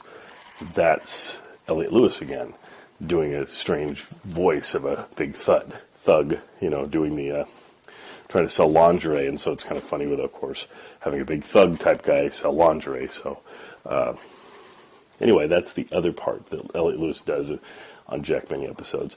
This is the only time I can remember him doing kind of a straight part. This is the kind of part that he might bring in Sam Hearn to do, or Joe Kearns, but in this case it's Elliott Lewis. Okay, that's one piece of this episode. Another piece. Let's talk about Phil Harris for a second. Okay, Phil normally has his show a half hour after Jack's. So, not a half hour after Jack's. His show is in the half hour after, right after Jack's. So he basically, if he wants to warm up his crowd, has to book across, down a few blocks to get to the CBS studio, to get to the NBC studios. He's in CBS because that's where Jack has his job and his show. So because of that, they make sure that he's in the first 15 minutes of the show. But they don't have, it's strange. I mean, I would use him more in the first 15, but they usually use him like for 2 to 4 minutes, something like that.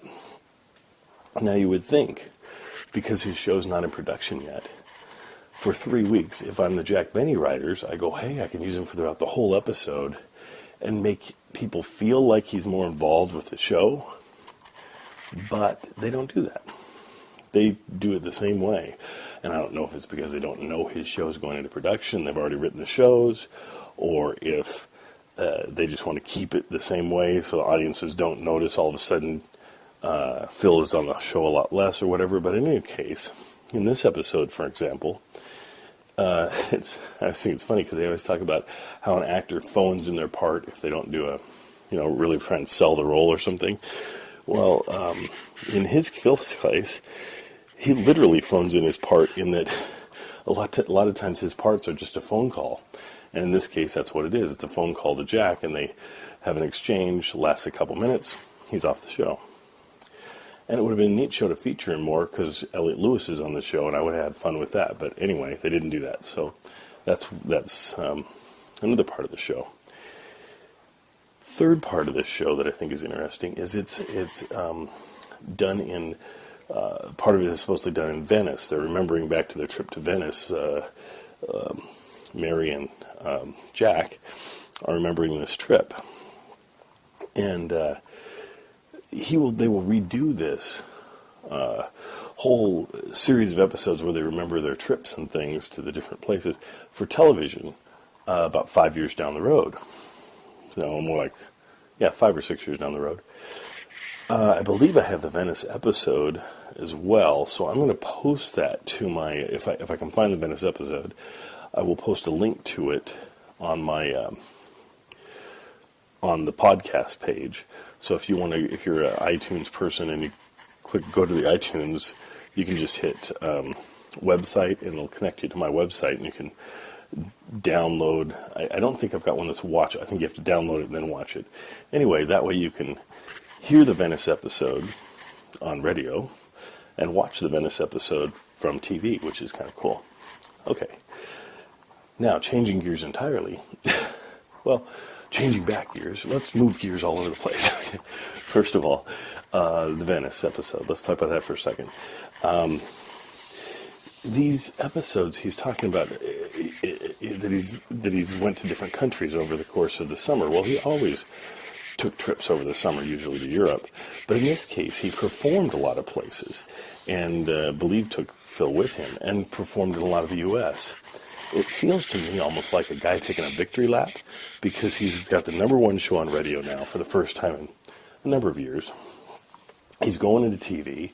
He's like, let me do this last kind of bit of vaudeville type entertainment, traveling around entertaining folks. And so for Jack, it just must be an incredible time of his life to be able to see all of this, to still be enough in his prime that he gets to come to TV any way he wishes. And he wishes to come, of course, in a 45-minute show, because he thinks 60 minutes is too long, 30 minutes is too short, which is fun and crazy. And he decides only to do 4 shows over the course of the season, which is cool too. And then on top of that, he's got the #1 radio show, and on top of that, he can travel around and make lots of money by people seeing him, and people love Jack. I mean, everybody just... This is when everyone on the planet just adores this man. And so what does he do? He starts picking up his violin again and playing that. And over the next couple of years, he'll start touring the country, going to orchestras that are having trouble financially, and he will perform, and people will come and pay lots of money to see him. And all that money will go to support the orchestra so that they have enough money so that they can keep going. And he helped orchestra after orchestra after orchestra make thousands and thousands and thousands of dollars. Helps keep them running. He does this from about 1952-ish up until right before his death in 1974. So it's a wonderful thing that he does there. All right. I think I probably covered enough ground for now. I've got like 3 or 4 other topics to talk about, but we'll talk about them next time. Enjoy this fantastic episode of the Jack Benny Show, and we'll be back again next week with another episode. I will tell you one more thing before I go that I'm excited about. Well, it's good news and it's bad news. I'll give you the bad news first. I get these episodes, these high-quality episodes, from the Internet, the Internet Archives. It's a site called the Internet Archives. It has a whole bunch of old-time radio shows, and somebody posted, all these episodes in beautiful, high quality, and great collection with all the missing gaps filled in and everything that's possible. And I was thinking to myself, what if this ever goes away? So, the bad news is, it did go away. They took them down, and there's a whole bunch of stuff taken down, and we'll go into that next week. I'll go into why stuff's been taken down anyway. So they're gone now, and you can't get to them anymore. On the plus side, I was afraid they might go away someday, so I downloaded all of them. So we have no shortage of episodes. We're in great shape. They're just hard to find now, unless you listen to my show once a week or whatever, or 3 times a week, depending on how many episodes I air of the Jack Benny Show. So enjoy these high-quality episodes. We will see you next week with a further explanation of the good news and bad news. I keep telling you, Frankie, I gotta get you a job. Don't you see, living under our roof, eating our food, wearing my clothes, taking cigarette money from Alice? You're gonna lose your self-respect.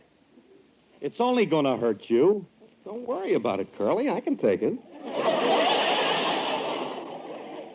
That's the trouble. You can take it faster than me and Alice can make it.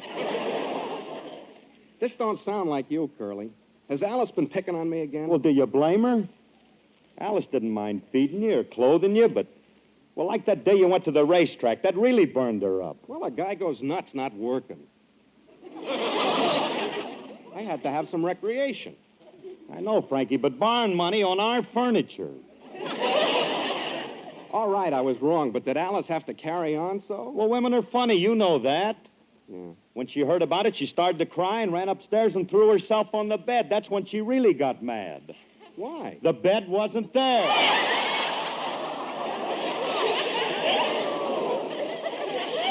Can't you understand, Remley? It's not that we don't love you or we don't like having you for a house guest, but now you've moved in permanently. Well, you and Alice always wanted a son. Look, Junior, we want the kind that plays This Little Piggy Went to Market, not This Little Pony Went to the Post. All right, all right. When I talk about wanting a son, I mean a little baby I can play with. Someone I can pick up off the floor and teach how to walk. Well, we've only tried that a few times, Curly. Give me another chance. I keep telling you it ain't gonna work. Now, look, Alice says if you come home with me one time again, she leaves. So it's either you or Alice. And naturally, you know the decision I have to make. Yeah. But don't worry about it. I know dames. Alice will come crawling back to us on her hands and knees. Look, you got to get a job of your own. I keep trying to tell you I'm sick and tired of you depending on me. What do you mean dependent on you? I've been out working. How about them shoelaces? Didn't I go selling shoelaces from door to door? Yeah, you went from my front door to my back door. Well, that's door to door. And big-hearted me. I get stuck with a pair of orange shoelaces. Well, they look pretty, don't they? On blue shoes? Them ain't even my school colors. Look, I'm going to get you some work. Now, look, I'm going in to talk to Bing, but I want to talk to Bing alone first. Now, Okay. wait out here, and I'll talk to him. Right. I'll see if I can break the ice. Well, I'll see if I can get some White Rock. I didn't mean that. Now, wait out here.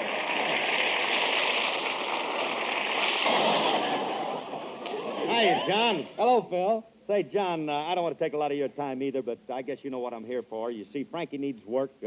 Now, do you want to help him? I'm always willing to give anyone a chance, Bill. Of course, in my band, all the boys read music. If I ever catch one of my guys reading while he's supposed to be working, out he goes. Hey, Phil, why don't you let Frankie speak for himself? Yeah, Curly. What is it you want to know, Mr. Trotter? Can you read music? Fluently. Lay it on him. All right, I'm not going to put anybody on the spot here. I dislike doing it, but Frankie, here's a sheet of music.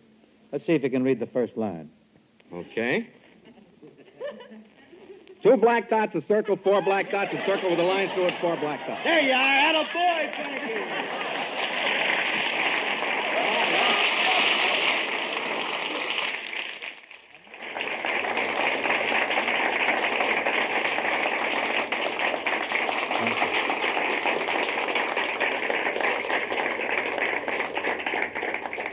I'm very flattered that you asked me here, and thank you for playing those. I've never thought of myself as an actor, and it always surprises me when I hear myself performing because it always sounds like somebody else. I can't really relate to it. I can relate to Remley because that was such fun. That spot, isn't that from the Crosby thing we did in San Francisco? I remember the show because we had such a good time doing it, and I remember it also because we spread 14 minutes. They had to cut all of the musical numbers out of it. I think there's only one musical number left in the show. They had nowhere to cut. And it just was one of those things that happened. This one, incidentally, I don't think this show was written by Dick and Ray. I think this was Bob Fisher and can't remember the other guys, but they were people who normally worked with Bing. And they had a real feel for the characters, and it all worked well. The first thing, the Hawk thing, is interesting because I did Hawk first, and then Bart did it. I went on to something else. And that always surprised me because the most unlikely acting job I can think of to assign me to would be a Western hero. And I knew so little about it. I have to tell you something funny that happened. I was playing very, very seriously. I was trying very hard to stay into character. And there was a line that they had written. I think Ejak was writing a great many of these. And he'd written the line that was supposed to be real Western stuff, and I read it as well as I could, and everybody fell apart. And what you will hear, and then you'll fall apart, and then I will tell you how it's spelled on the page, and I didn't see anything funny. And somebody says something or other to Hawk, and Hawk says, okay, I'll be back, so-and-so, and he says, where are you going? And Hawk says, I have to go outside and swab out my Bronx nose.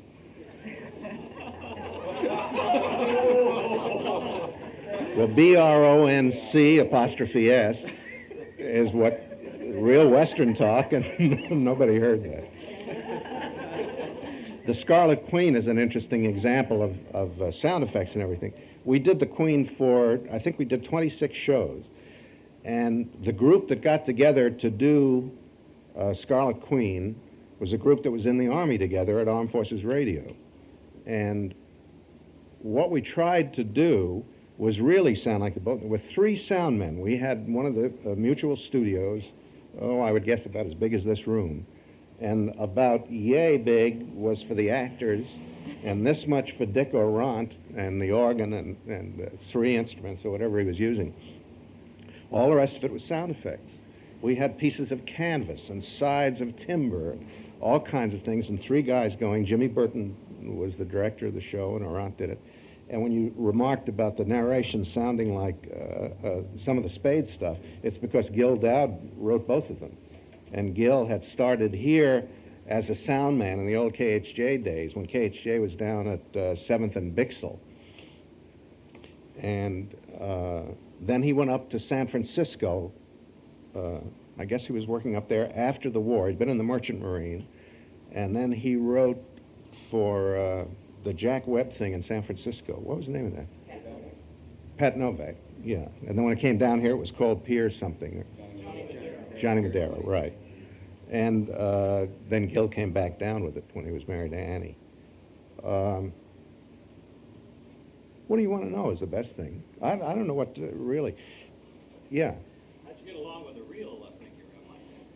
Very well. That was very funny. When Phil and Alice started the show, Phil had an idea that he was going to do a comedy show. He had Walter Scharf doing the music. Walter had been Alice's accompanist when she was singing on dates and clubs and so on.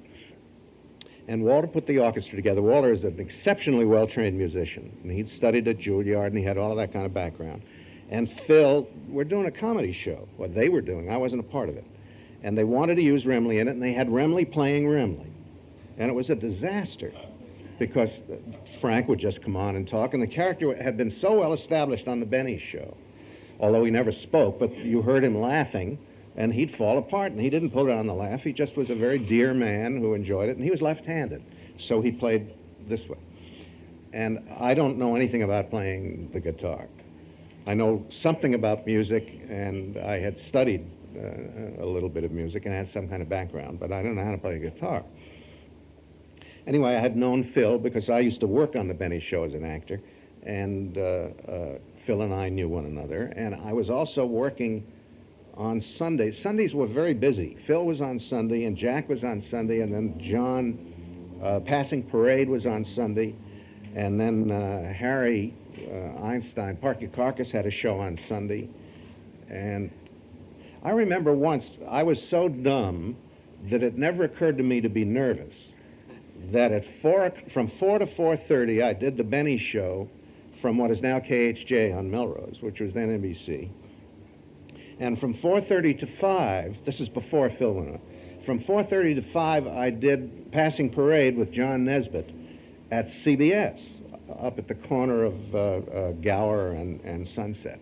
So I parked my car in front of KHJ, which was then NBC, and did the Benny show, and finished the show, and we all took our bows. And while they were doing commercials, Don was doing the closing commercial, and then they do the station break, I strolled out of the building and got in my car and started the motor and drove up Gower and pulled into the parking lot behind KNX and took one script out of my pocket and put the other script in and walked into the studio. As they were completing the opening commercial on Passing Parade, and it never occurred to me that the car wouldn't start or that there would be an accident. All these shows are live. And you just stroll around and did all of the shows. Anyway, when Phil started the show, so I was wandering around then. Everybody was. Sundays, live shows, and you just went from one place to another. Everything was going. And I was doing something, I guess the Parky show at NBC. Every once in a while I worked with Parky. I think that was at 3 o'clock, and Phil was on at 4. And one day, Phil had been on 1 week or 2 weeks, I don't recall. But I came out of the Parky show, and he grabbed me, and he said, would you do me a favor next week? And I said, yeah. And he said, Remley just doesn't sound right. Will you read Remley? And I said, yeah, okay. So the following week, after I finished Parky, I went over and I did Remley. And I remember the first show, I think it was the first one that I did, was somebody asked Phil where he had met Remley. And he described this insane scene where he was in New Orleans and a beggar on a street corner. And that was supposedly how he met. Sir, can you give me a dime for a cup of coffee kind of stuff? And I think that was the first show that we did together. And it got yells. And Phil said, well, you want to do it again next week? And I said, well, yeah, let's see what happened. So Remley said, well, you know, if you're going to walk out there and you're a guitar player, you really ought to know how to hold the guitar anyway.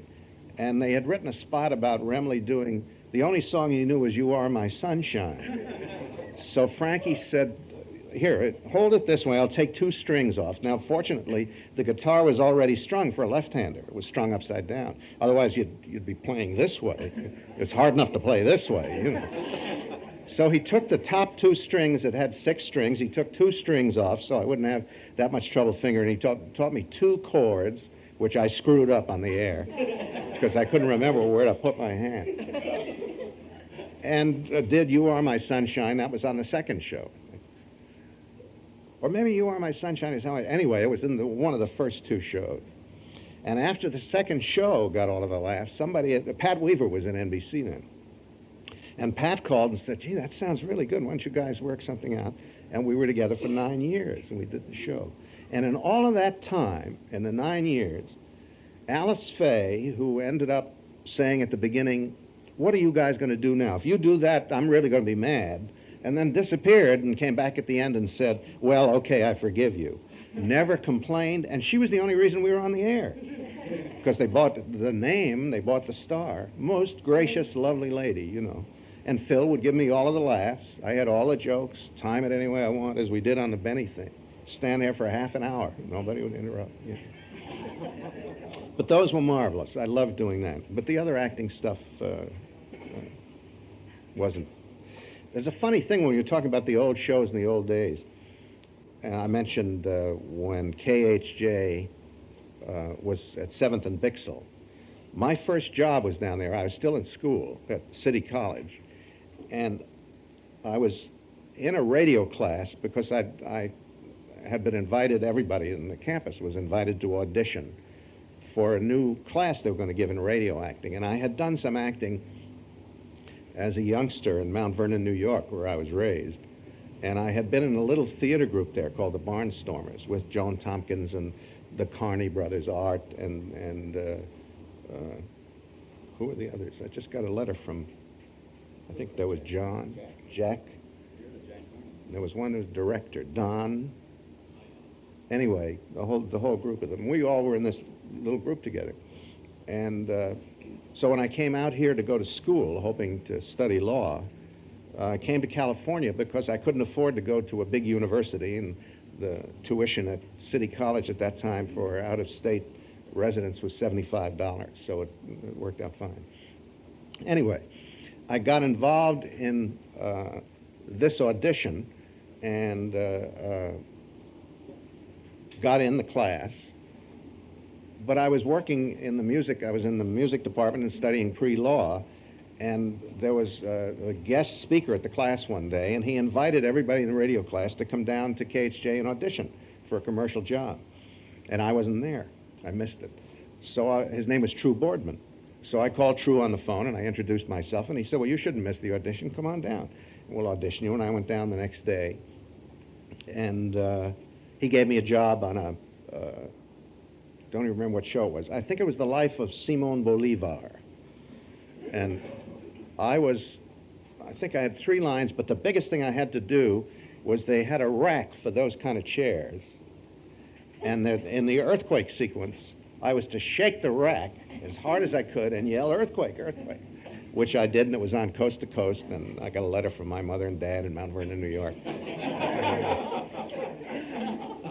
They enjoyed it very much. And then I started working, and in the room at the boarding house where I lived, the room next to mine was one of my music teachers. Very nice man. And he came in one day and he said, you might want to go back to college one day. Do you know you haven't been to school in 4 months? And I'd been working. And I said, no, is it 4 months? I hadn't realized.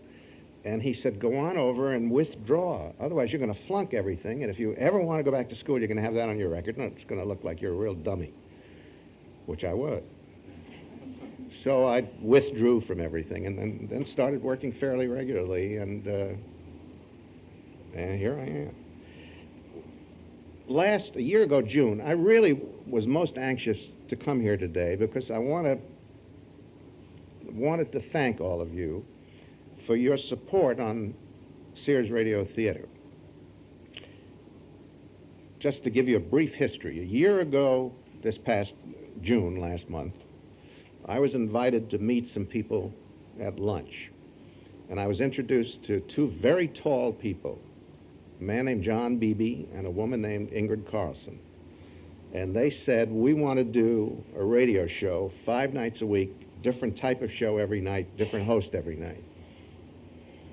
And we have all 3 networks interested. And would you be interested in being in charge of this program? You can do whatever you want. So I said, the worst thing that can happen, which I've said a million times, the worst thing that can happen to you in show business is that you're a hit, because then you get stuck with something that you hate, and every day you have to get up and do something you really loathe. And this might work, so I better think about it. So I went home, and Mary and I talked it over, and we said, well, we'll give it a shot and see what happens. And I was in the middle of writing some scripts at Warner's, television scripts, and I had a book that a publisher wanted to buy with an option for a second book, novel. But I called these people and I said, okay. From that start, which was, what are you going to need to do this? And I said, a place to sit down, a typewriter, yellow paper, pencils, telephones, somebody to type the scripts, writers, actors, sound effects, studio, and so on. As of this moment, as of yesterday noon, we are on a network of 194 radio stations.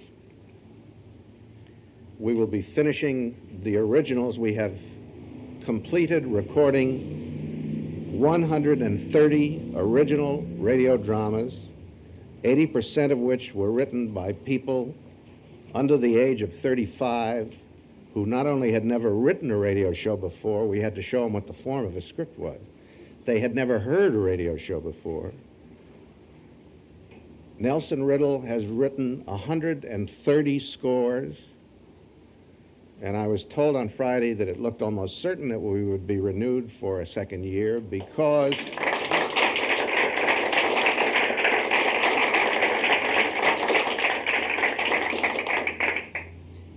of your support and mail and coming to the Morgan Show and helping us out like you did. The first 8 markets that they have gotten any news about listeners, Sears Radio Theater has increased the listeners in those first markets 56%. So radio is no longer something that you don't have to any longer just remember the old days. There are now new days of radio and new stuff thanks to all of you. And it looks like it will continue if we can all stay awake long enough. Anyway, it looks very good, and we should know in a couple of weeks, and then when you call, I should know we can get something going there, Jim. What would you like to know? Yeah. You learned your craft before the best and biggest producer-directors in radio, Norman Corwin, Art Schobler, Bill Spear, and Bill Rosa. Working under them, what did you remember when it became your turn to produce and direct radio? I remember that probably the first person I remember when I think of learning anything is Jack Benny, because Jack, when I was still in school and I had parts on the Benny Show, he was the most supportive, best teacher, best audience, least amount of ego man that I ever knew my whole life. If you got a laugh, on the Benny show where he didn't expect it. He sent you an extra check, which was very nice when you were still in school, you know. When I was, 19, I think, did the Benny show, he did me the great honor of letting me time the joke. He didn't put a protection well to time the laugh. He let me time the laugh. And I didn't know what he was doing until years later, and somebody said to me, you know what he did for you? And then I appreciated it. I think I told you before, I recall an instance on the Harris show. Jack was still at NBC because he hadn't moved over to CBS yet. So both shows were on NBC. I guess Phil went 4 to 4:30 and Jack went Jack went 4 to 4:30 and whatever the first ones were. Fitch Bandwagon, I guess. Yeah. And we went 4:30 to 5. Anyway, we were all sitting in the lobby waiting to go on and go out and do our shows, live shows one day. And you heard the kind of laughs Phil and Remley got. And it's great material, just marvelous material we were doing. And we were good, we did it well. But the laugh was bigger than the material, and it seemed to me, listening to it, and bigger than what we were doing. And I said to Jack, I don't know what they're laughing at. I know the joke is funny, and I know we're doing the joke right, but I can't, why is the building shaking? The laugh is so enormous. And he said, what you guys say under the condition that exists in the story is what everyone in that audience would like to say if they had the nerve. And that's what they're laughing at. You know. I always remembered that. And the biggest lesson I ever, and it can be costly, but it's worth it. Jack said to me, because I was also writing and producing and directing, and he said, I have to tell you something. Never do the same thing every week. Even if it's lousy, it's better than doing the same thing every week. Continue to take chances. Make yourself take chances. And I was thinking about it as we were winding up the first Sears year, 130 shows.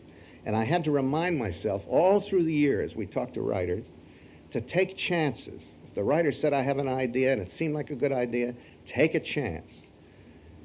Another lesson is Desi Arnaz saying to me, the only thing you have to protect is never do a lousy show. You'll have good shows and bad shows, and some are better, and maybe a couple of them will be excellent. But never do a lousy show. As a result of which, I think on the Sears thing this year, on balance, 130 shows, we have done better, quality-wise, than television, than movies, than the publishing business, and then the New York theater.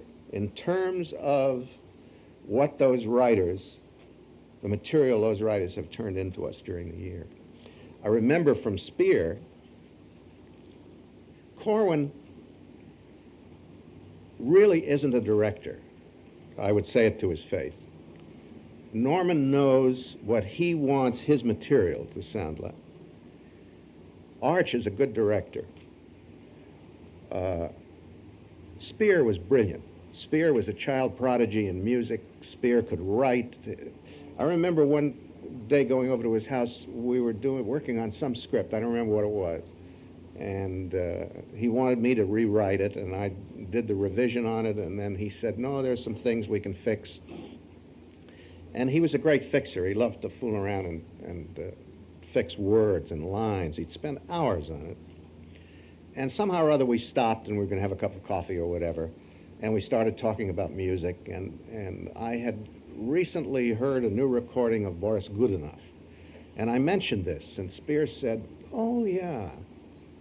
And he walked over, he was married to Kay Thompson at the time. There were two grand pianos in the living room so that they could play two piano stuff.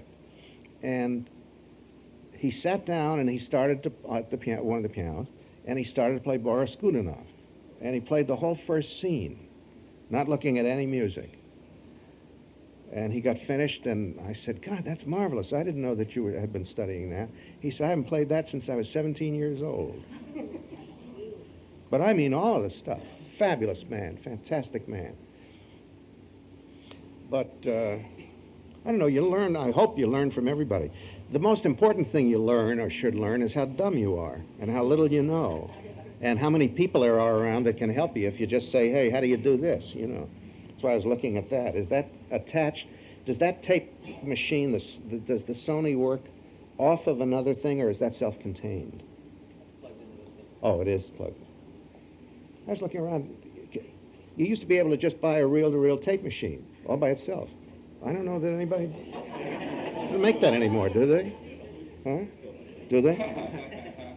Where do you go to get those? People keep sending me tapes, and I haven't got any place to play them. An actor sends me a tape and says, you know, I hope you enjoy this, and I can't play it. Yeah. Could you tell us something about Manhattan Towers? And maybe decide, have you ever thought about maybe adapting it this year? Probably about the same, about right time length. You know? I think Gordon would like to do it. It would be very expensive. It's a very strange story how that happened. I was in the Army, World War II. I went to a dinner party, and Gordon was one of the guests at the dinner, and I'd known him for years. And he came over to me and he said, I wrote an album, and Carlton Young is doing the narration. And he said, the damnedest thing happened today. He said, I went over and I played it for these people, and he said, they didn't like Carlton. So I said, well, why not? And he said, I don't know. He said, you want to do it? And I said, what is it? And he said, it's an album, and you talk, and the music plays and everything. And I said, I'm in the Army. I can't do an album. So he said, ask Tom. I was head of the department I was in, so I could pretty well organize as long as I turned out 128 shows a week. They didn't care what else I did. So I got Duff to wake up one morning and come in and cover for me, which was more difficult than doing the album. And Howie agreed that he'd get up and he'd come in and he'd run the office from 8 to 12 if I'd be back at 12:30. And I went over to the old RCA studios on Sycamore, just below Santa Monica. They used to have recording studios there. And I went over at 8 o'clock, and Gordon gave me the manuscript, and the orchestra and the chorus was there. And at noon, he gave me a check for $250 and said, thank you very much. And I said, thank you. And I was stone broke. I was in the Army. I didn't have anything. This was just before Christmas. So I had $250, and wow, everybody had Christmas, you know. And that's how we did Manhattan Tower. There was a photographer came running in and said, we need a publicity picture, and I was in uniform. So Gordon gave me his shirt, and I put his shirt on over my uniform shirt, and that was Manhattan Tower. Then when I was working for Pat Weaver at NBC, Pat said, wouldn't it be a good idea if we did Manhattan Tower as a special? So I said, yeah, Gordon want to do it? He said, Gordon's written a script, and he made it longer, and the whole other thing. So Gordon started working on it, and Pat said, you kind of be the executive and look it over. And Gordon said, look, as long as we're doing it, why don't we do another album? And I said, not for $250. So he said, well, okay, I'll give you a piece of it. And I said, okay. And we did that one for Capitol. Now, that time, it took three-hour sessions. And he'd made it longer, and Beverly was, Mrs. Jenkins, Beverly Marr, was still there. And then Bill... singer, can't think of his name. Bill Lee did the singing. Pardon? And Shirley, yeah, that was the joke we were doing, was that Bill went places and said that I was speaking for him, and I went places and said he was singing for me, and Beverly said Shirley was speaking for her, and Shirley said Beverly is doing my singing, you know. But we did it in the 3 sessions and wrapped it up, and then they did it. Really separated the tracks. They had us in another room wearing phones, because then they took the whole thing, I understand, to Munich or somewhere and put a German narration in and German lyrics to the songs and so on. But how long ago was that? I was at NBC. Pat Weaver was at NBC, the Capitol album. And I ran into Gordon, and he said they just recently reissued it, and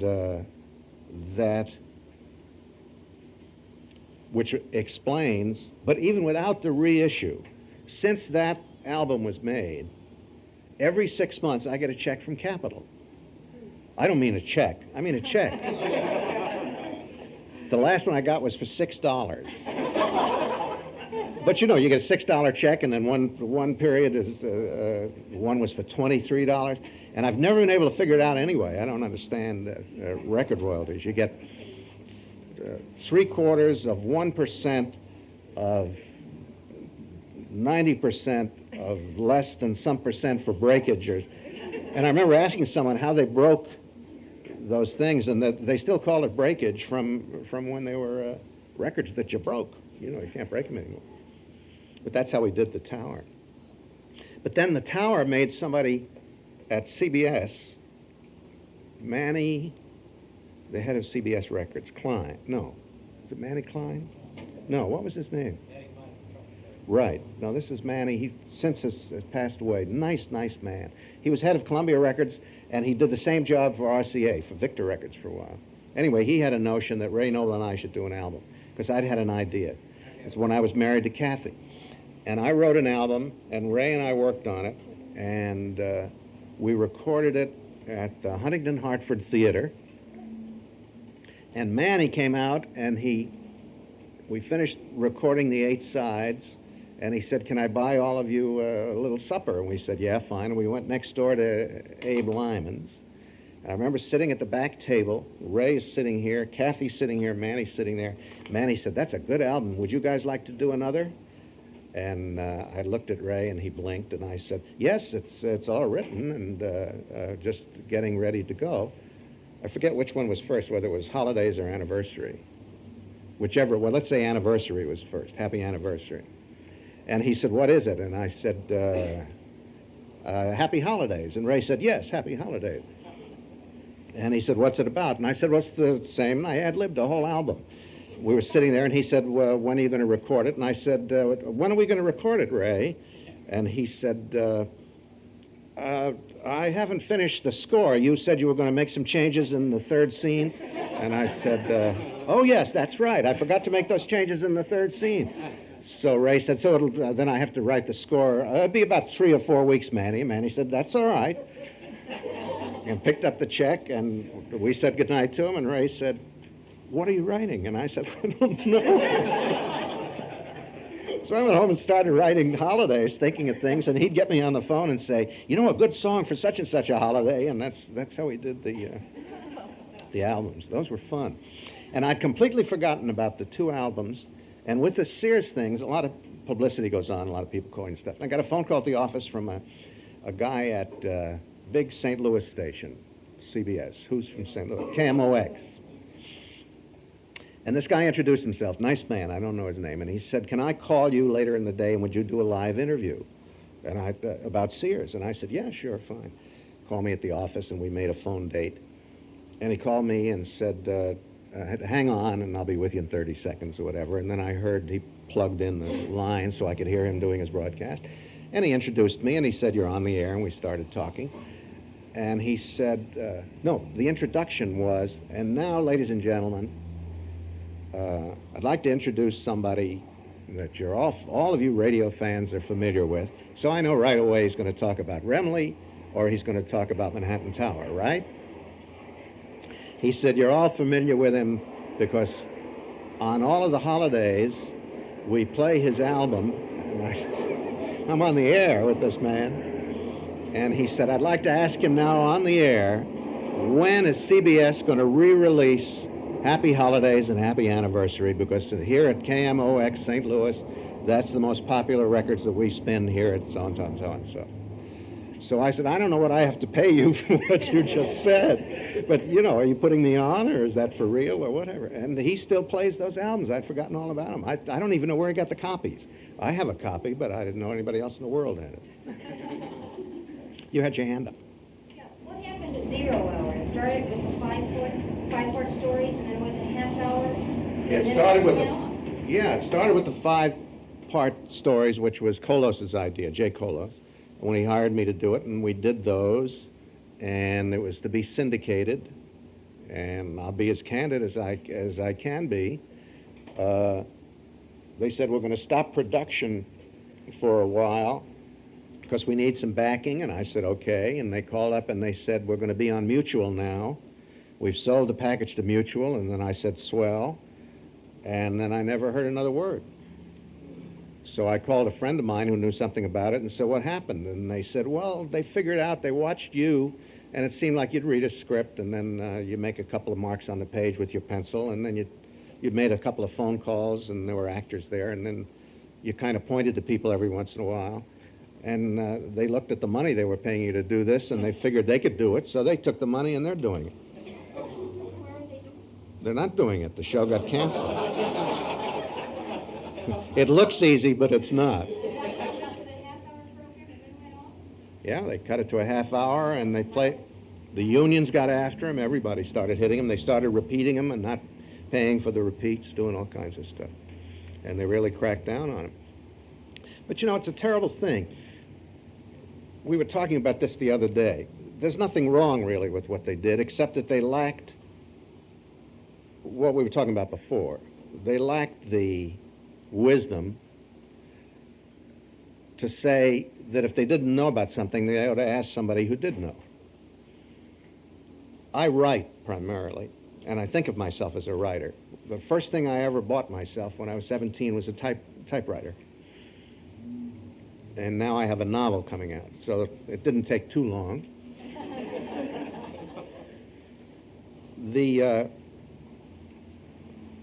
We have a housekeeper, and when I'm writing at home, she will go over to my wife and say, he's really working. I can hear the typewriter. Well, that isn't when you're working. When you're working is before the typewriter, because you don't know what you're going to write, you know. So that people wander around. I remember when I was producing the Lucy show, and she'd look at me, you know the way she does all the time. And I'd known her for, God knows, all of our lives. And we've had terrible fights. She wanted to be her leading man once in radio, and I said, I wouldn't act with you for, you know. She threw me off the lot once and said, I want you off this lot in 15 minutes. And I said, I can't leave. I'm working for the other guy that rents space here. So it's always been that kind of a relationship. But she was watching me one day, and I was kind of strolling down the street, and I stopped to talk to somebody, and I was chatting, and we were kind of talking about things. Nobody was raising their voice, and when this man left, who happened to be the art director, and we were discussing how the set on the next week's show was going to be built and how much space we needed and so on to do certain tricks. I think it was the stilt show, and the upper berth has to be at exactly the right height. Anyway, whatever it was. She came over to me, and she got very angry, and she said, I don't think you work hard enough. And I said, wait a minute, we're not going to talk about that. Because you do a terrible thing. And she said, what's that? And I said, you make synonymous motion and work. You think if somebody's yelling a lot, they're doing something. And that they don't have anything to do with each other. Everybody has their own work habits. I work very quietly. And that's what happened to the Colo show. To 0 Hour. I'm sitting there with a pencil, but I'm rewriting a script if I do this every once in a while. If I'm sitting this way, I'm usually casting, trying to figure out what's wrong with the second act, doing something. Just to sit there and go this way, which they thought would be working, had nothing to do with it. So they assumed, therefore, they do what I did without knowing what I did. So what they did, that I did, was to do what I was doing externally, which was doing this, or doing this every once in a while, or picking up the phone and saying, and they hear this end of the conversation, Barney, you doing anything Tuesday? Yeah, 9 o'clock. Okay. You figure, hell, what's that? You know, if I find out who Barney is, you know, I can make the same phone call. But yeah. I just wanted to say that, you know, when the 0 Hour went to Mutual, the two big mistakes they made, maybe one of them was their fault. They used television people instead of radio people for the leads. And the show was 25 minutes long. They had 5 2-minute spots, so the story ran 15 minutes. You can't do a story. No. But that was Mutual that did that then. Jay wouldn't have done that. But you know, a terrible thing, and you have to insist upon it, you have to be nasty. If you're in creative control, you have to be in creative control. Whatever happened, I'm pleased that the Sears thing worked. But my letter of agreement said I was in complete and absolute creative control of everything. So that if they say, I got a note from them once and they said, kill this script. One note happened once. And I called them back and said, you can't say kill this script. You have to tell me why. You know, this is not something that we just make up, and it's, you can't work that way. So at a meeting, I explained to them that there are only really three precious things in that business. And the first was the idea, and the second was time, and the third was money. And if they had a script there, and they said, kill this script, they weren't observing any of the three things. There was some reason, you know. There's an old saw about, there's nothing wrong with tearing down a fence, but the wise man will first inquire why it was put up. Because it may be that there's no longer a reason for the fence, but it may also be, if you don't ask the question, that you're letting loose a bunch of saber-toothed tigers, you know. So ask the question. But these people somehow don't ask the question. And it's stupidity. Stupidity. Everybody, no matter what it is you do, you know how to do it. And you know how to do it well, or you wouldn't be doing it. You would have been thrown out of it a long time ago. Everybody here does something and does something well. And for somebody like the guy at Mutual or Kolos is a great advertising man. I would no more think of walking in and running his advertising agency. I don't know anything about an advertising agency. But somehow or other, the creative part of the business drives people up the wall because they can't stand it. I don't know if it's jealousy or what it is. It just annoys the devil out of them that people make a living by going this way and then doing this and then calling Barney to see what he's doing at 9 o'clock. And they don't understand the shorthand, and they make the terrible mistake of not inquiring and not having an appreciation of it. And within the business, within any business, you have the same thing, it seems to me. I have always felt that everybody in the entertainment business should know enough about every part of the entertainment business so that they respect what the other people are doing.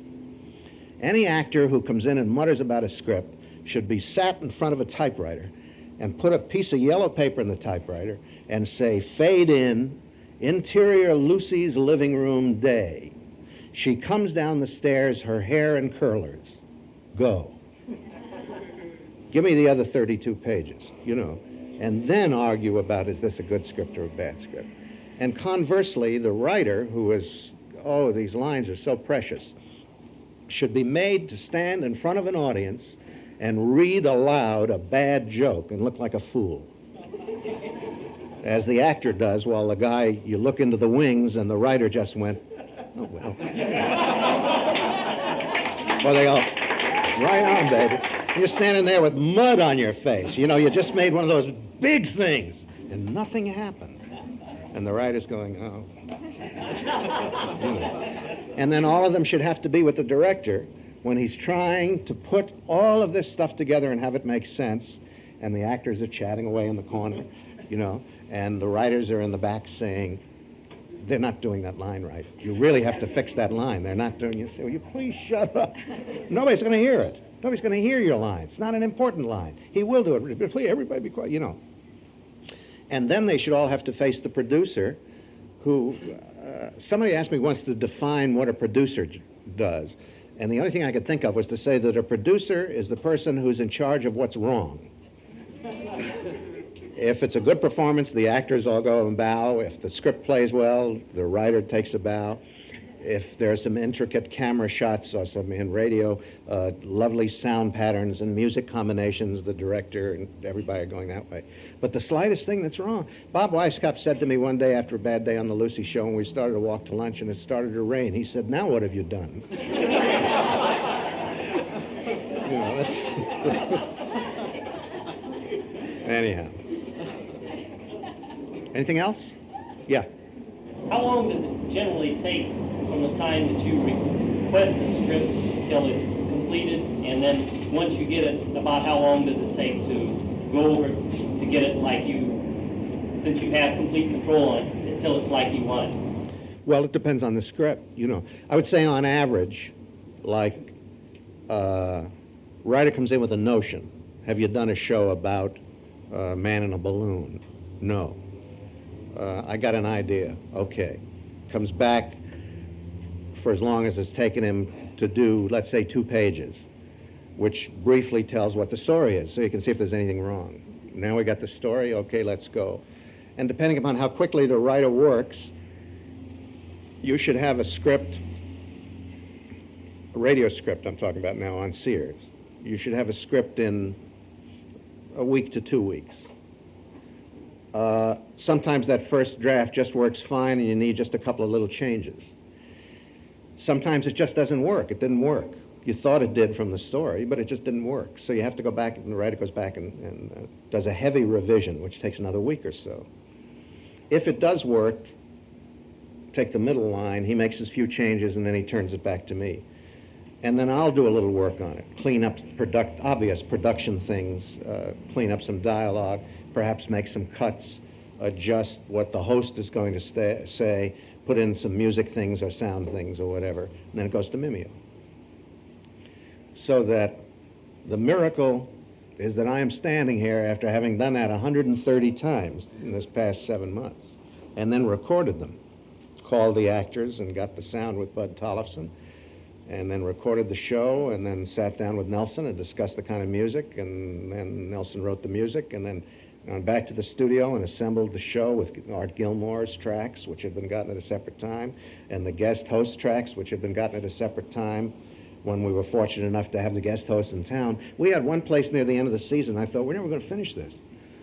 Cicely was in New York, Vinny was in Hong Kong, Andy was in North Carolina. Widmark had gotten so angry because at a picture company that left him on a Russian trawler somewhere in the Alaskan waters that he'd flown to London, then went to Connecticut and hid. And I had to get Howie Duff to come in and finish the season. Wid said, I'm not going to do anything anymore. I'm just not going to do anything anymore. I said, well, okay. And Lorne, I don't know where I think he was in Hawaii, and we needed tracks from all of them. I mean, we had no tracks. We had nothing to assemble, and the shows had to be shipped on Saturday. And they all arrived within a day of each other. And poor Mark Trello was in there making copies, I thought the machine would blow up, of all of their material from each of the shows, and then we just kept dragging them in, and got them, and we got everything. So that's the process of doing each of the shows. I sometimes remind myself, somebody said about Richard Burton, I think it was. He's the sort of man who, when you ask him for the time, tells you how to make a watch. You asked me how long it took to get a script in, and I just did a whole series of 130 shows. Yeah. Did the 3 Morgan shows, did they go like that, or did he have more or less complete charge?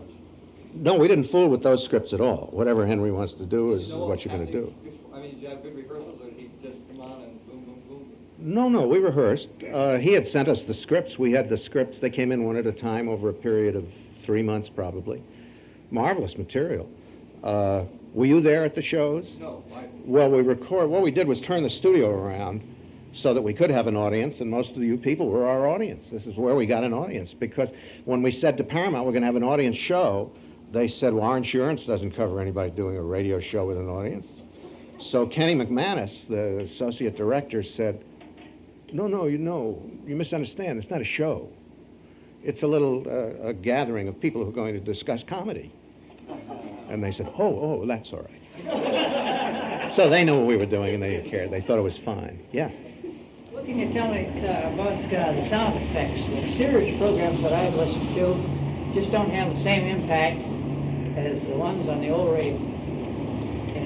Well, it may be the ones you've heard didn't have. We're using the same sound man and the same effects. So Bud Tollefson's been doing this for 35 years. Did the sound on Dragnet, did all of those shows. Fibber's Closet, we're still using that track. We used it on a show the other day called Crown Jewels of Grandomere. And there's a fight in a living room, and Bud brought along the old recording of The Closet. So it's the same things. I wouldn't know how to answer that unless some of the quality is lost in transmission. The fact that we're not doing it live, that goes on to tape, and we're using a quality of tape, I don't know this much about the technical part of it, that fits the machines at CBS in New York. But as far as our engineers at the studio here at Glen Glen, they don't think it's satisfactory. They think that the top is cut off, and that may be what you're hearing, that you're not hearing a full line of stuff. I know in the old days, I'd get an effect in the booth, and the engineer would say, "I'm glad you like that, because you're never again going to hear it that way."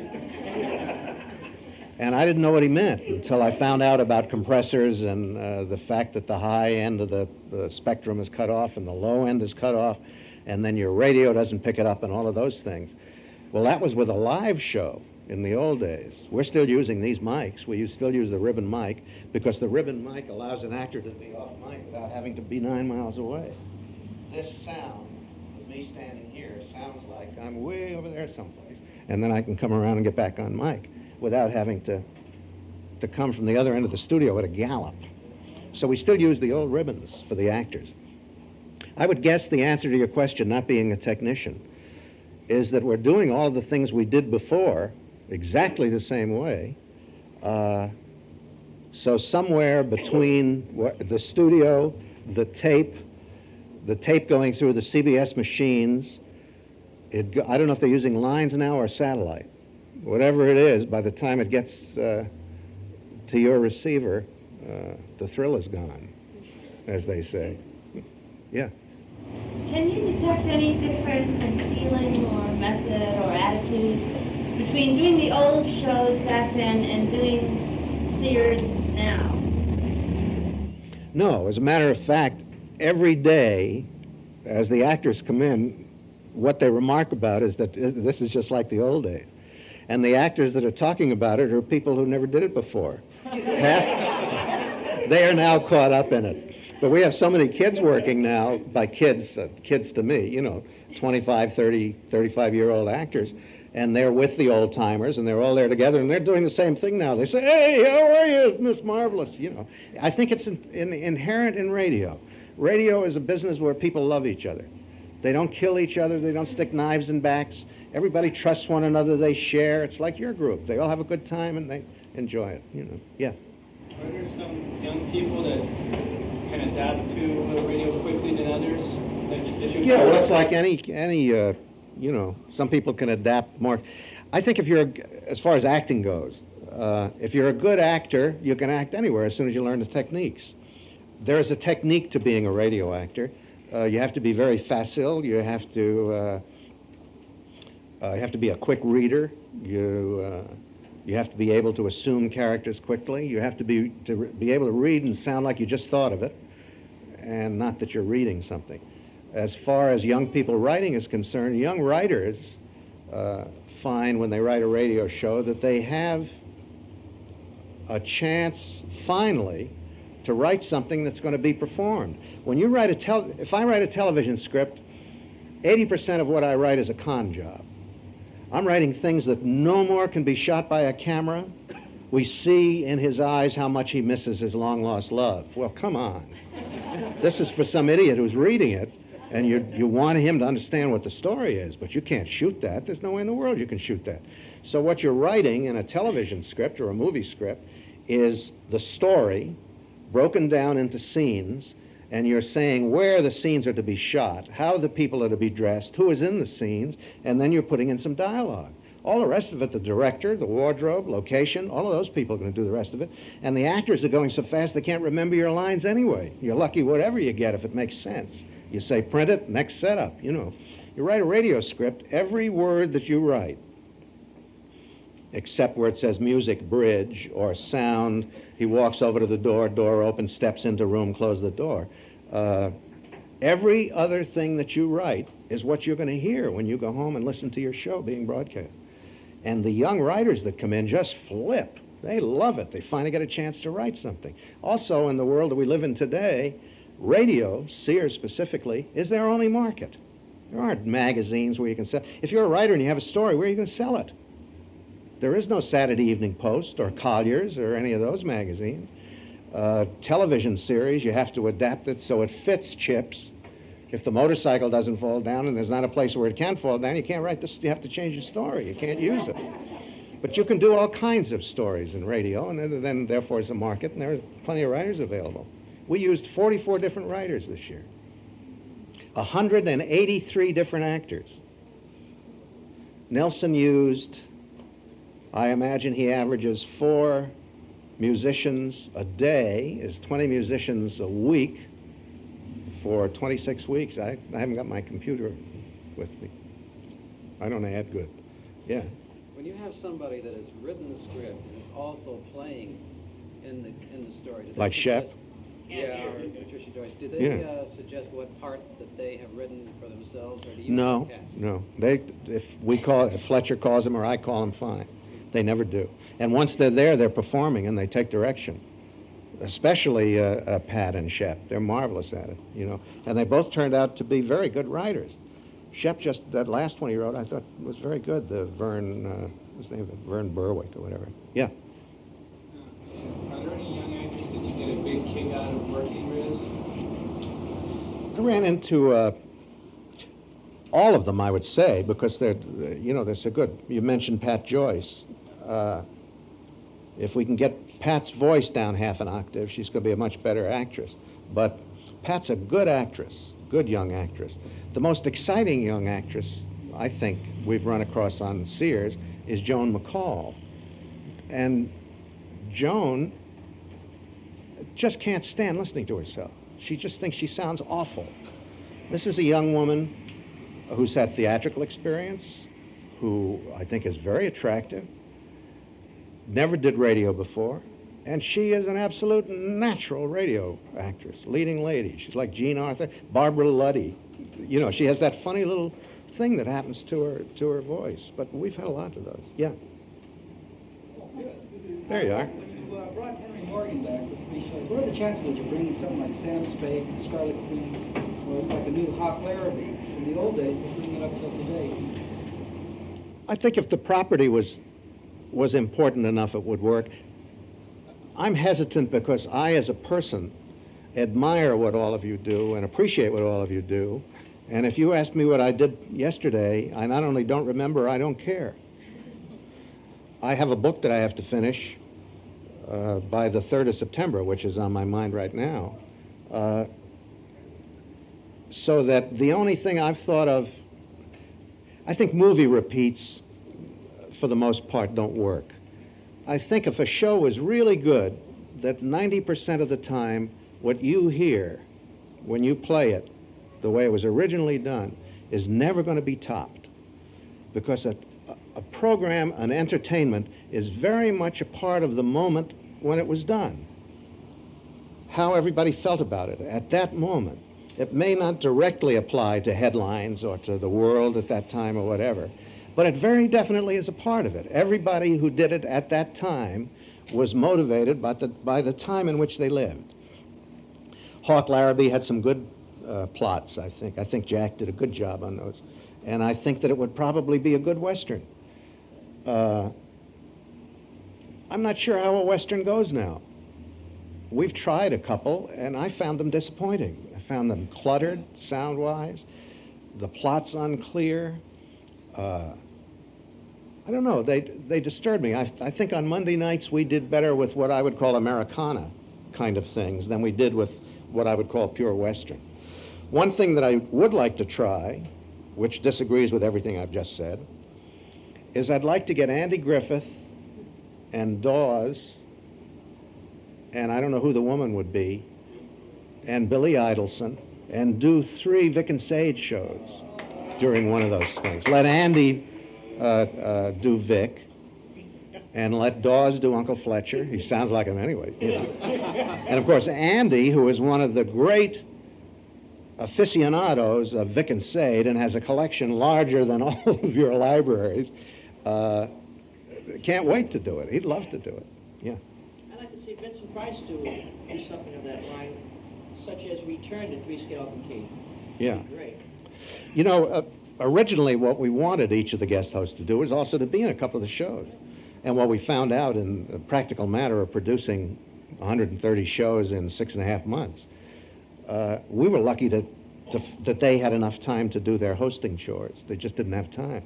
And to try to hit a script that fits the guest host, when you're turning out that many scripts, the script that you give to me Monday, I have to do next Monday. as we get past 3/4 of the season, you know. So I don't have time to then say, well, we'll put this aside because this will be great for Vinny. We don't have that much lead time. I just wanted to say that I remember a story called The 13th Governess. That sounded quite a bit like Sam Spade to me. I guess it was because I'd done Spade so much when I wrote it. But when I wrote it, I wasn't thinking of Spade. And I didn't write it for radio. It was an outline that I had for a book, a simple plot outline for a younger detective who's just out of school and has just graduated from Berkeley, who opens his own office, and this is a spot he finds himself in. It was much more complicated than the version that you heard. When we started the show and we were looking for things, I thought, well, I think I'll use that for two reasons. First, it's a detective story, and we didn't want to do what High Brown is doing so very well. We wanted to do a different kind of mystery than that. So that fit, that helped in that area. And secondly, one of the bigwigs, and I don't know who, at Sears, had requested through John Beebe and Ingrid, when I was first hired for the job, that one of the great favors I could do them would be if I could find out where Howard Duff was and ask him if he would do a show. And Duff's my oldest friend. So I thought, well, hey, Howie could do the detective. So I made it a radio script and changed the line. And of course, immediately sounds like Spade. Because Duff then comes in and he started changing a couple of things. And you have Sam Spade, you know. It'd be very hard not to if you have a detective and he's got a couple of funny lines. And I don't think that's bad. Oh, it's not bad at all. But that's how it happened. That's the progression. Are you writing a detective novel? Yes. And it will be published in March by Pinnacle Books, and it's called Two Heads or Better. And the second one at the moment is called Bennett 2, because the guy's name is Bennett. And the publisher said last Thursday, what page are you on? And I said, 67. And they said, it's due in September. And I said, yes, I know. And they said, what's the title for our release? And I said, Bennett 2. And they said, no, we better have lunch and talk about a title. So that's all the further that's gone. Anything else? Yeah. Yeah, are you planning any more group comedy, consultations? I would think so, Jay. I think we should. You know, when we talked about it last time, I thought we were all half crazy, but it turned out so well, I think we ought to do, I don't know, maybe 6. It gets to be a technical thing. I think, ideally, if I had enough lead time on scripts, what I could then do would be to turn that studio around and do, let's say, 10 comedies in front of an audience. But that means that I have to have 10 comedy scripts, and I haven't recorded, during that week, I haven't recorded 9 adventures, 9 westerns, 9 mysteries, or 9 love and hates. So I have to get those caught up at some other time to still meet the air dates. Once that works out, and it worked with the 3, we finally got caught up and got things arranged again. But we had to lay back on the comedies and double up on the others to prepare for Henry being there. But I think it was worth it. I don't think there's any question about it. Stan Stewart been considered yet? Yeah, we've talked about Stan. I'd like to work with Stan again. I used to work with him. Also, say, developing a reoccurring character? We've talked about that. Obviously, you cannot continue to do 5 anthologies a week. There's nothing for the audience to relate to except the guest host. It's very difficult for the writers. There just aren't that many. We just got lucky that nobody got ill this year and that people kept thinking of story outlines and stuff. What we have done, if anybody has been listening with any regularity, Ken Gerard wrote a thing that Pat Buttram did, and it worked out funny, so we did another one. So there is a second one, Fontaine Harris in Hollywood. The first one ended where they're on their way west. The second one ends where they have just bought a motion picture studio. So that there's a chance for Pat to continue with Shep doing the French leading man and Barney doing the dummy assistant and Sandy Gould doing the gal that goes with them. Pardon?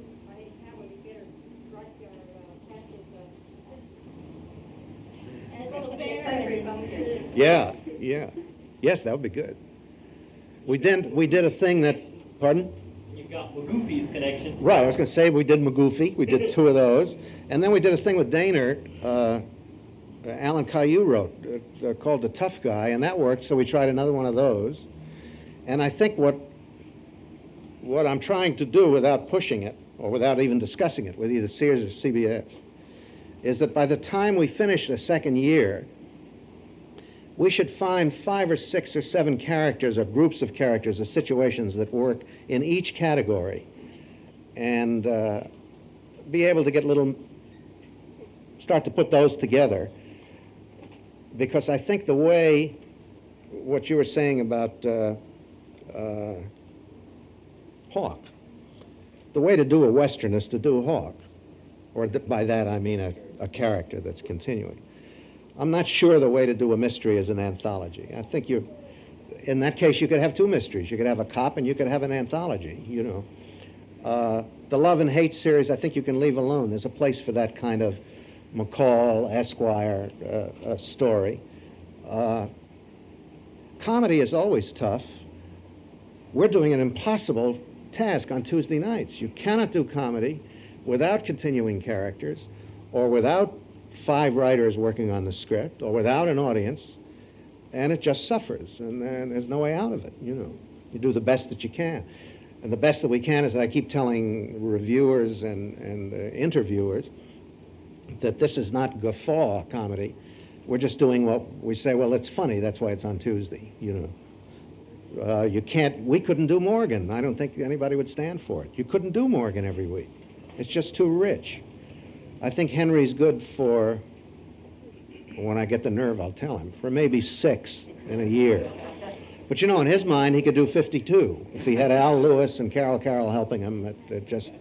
And you can't. It's just impossible. You cannot do that kind of... He was repeating himself in the 3 shows. He was doing the same jokes, same sketches, different variations on the same sketch. Yeah. Did you listen to him on the Tom Snyder show? No, I heard about it. Fletcher heard it and told me about it. But he said he spoke nicely of us. At least he didn't cuss us or... Still shops at Sears. Huh? Still shops at Sears. That's good. He did all the other jokes, as you know. But no, Henry's a nice man, and a very gifted man, a very talented man, and a very difficult man. He knows it better than anybody. Complaining about the money. If it wasn't that, it would be something else. Henry is not at a loss for something to complain about. And money is the easiest to complain about, because you say, why those cheapskates? Because you're talking about Sears and CBS. But you make a mistake. That isn't what you're talking about. You're talking about radio and what radio can afford. And what radio can afford is per dollar per listener is what they figure out. And if Sears is renewed, and if that 56% that I told you continues, then it's a good investment for CBS and a good investment for Sears, and there'll be other sponsors. I've been very surprised and pleased at our middle break to hear the kind of class acts we have doing commercials. Bank of America, Cadillac, all of this kind of stuff. That's very good in there, you know. So that kind of money figures... They speak very highly of you as radio listeners, and I think they should. Radio listening is selective. Radio listeners as a group are more intelligent, better read, more industrious, more decent people than television people, viewers. Because no, that's the truth. Television, I don't know if you're all familiar with this, but this is true. They ran some tests on people watching television, and they discovered something that they didn't know. They thought that people listening to the radio weren't really paying attention, but that television made you pay attention. They had it backwards. You have to pay attention to radio. You have to be intelligent. You have to be willing to participate. You have to listen. So they ran these tests, and they found out that people tuned in television, and within 4 minutes, they hadn't the faintest idea what was going on. They were looking at images. They attached them to measure their alpha waves, and television was putting them in a kind of trance. And it was marvelous relaxation. They were sitting there dreaming, and all of the little waves were going hum, and they hadn't the faintest idea. They took films, took them off the reel, changed the order of scenes, put them back on, and nobody knew the difference. They wired some sets to children so that when the child stopped paying attention to the television, it automatically turned off. The longest any child could keep television on was 2.5 minutes. That's the truth.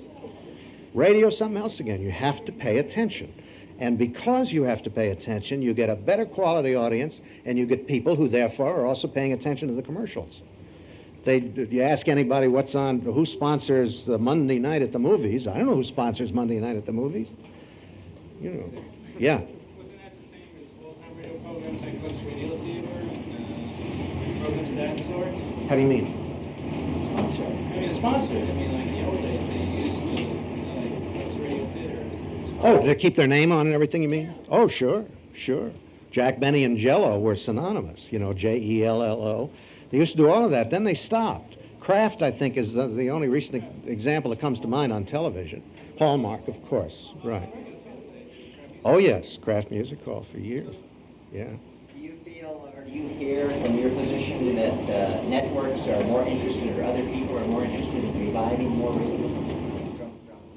I would guess, not being a businessman, that if I were an official, an executive at NBC or at ABC, right today, having seen what I saw yesterday, I would be with people saying, what happened to our radio network?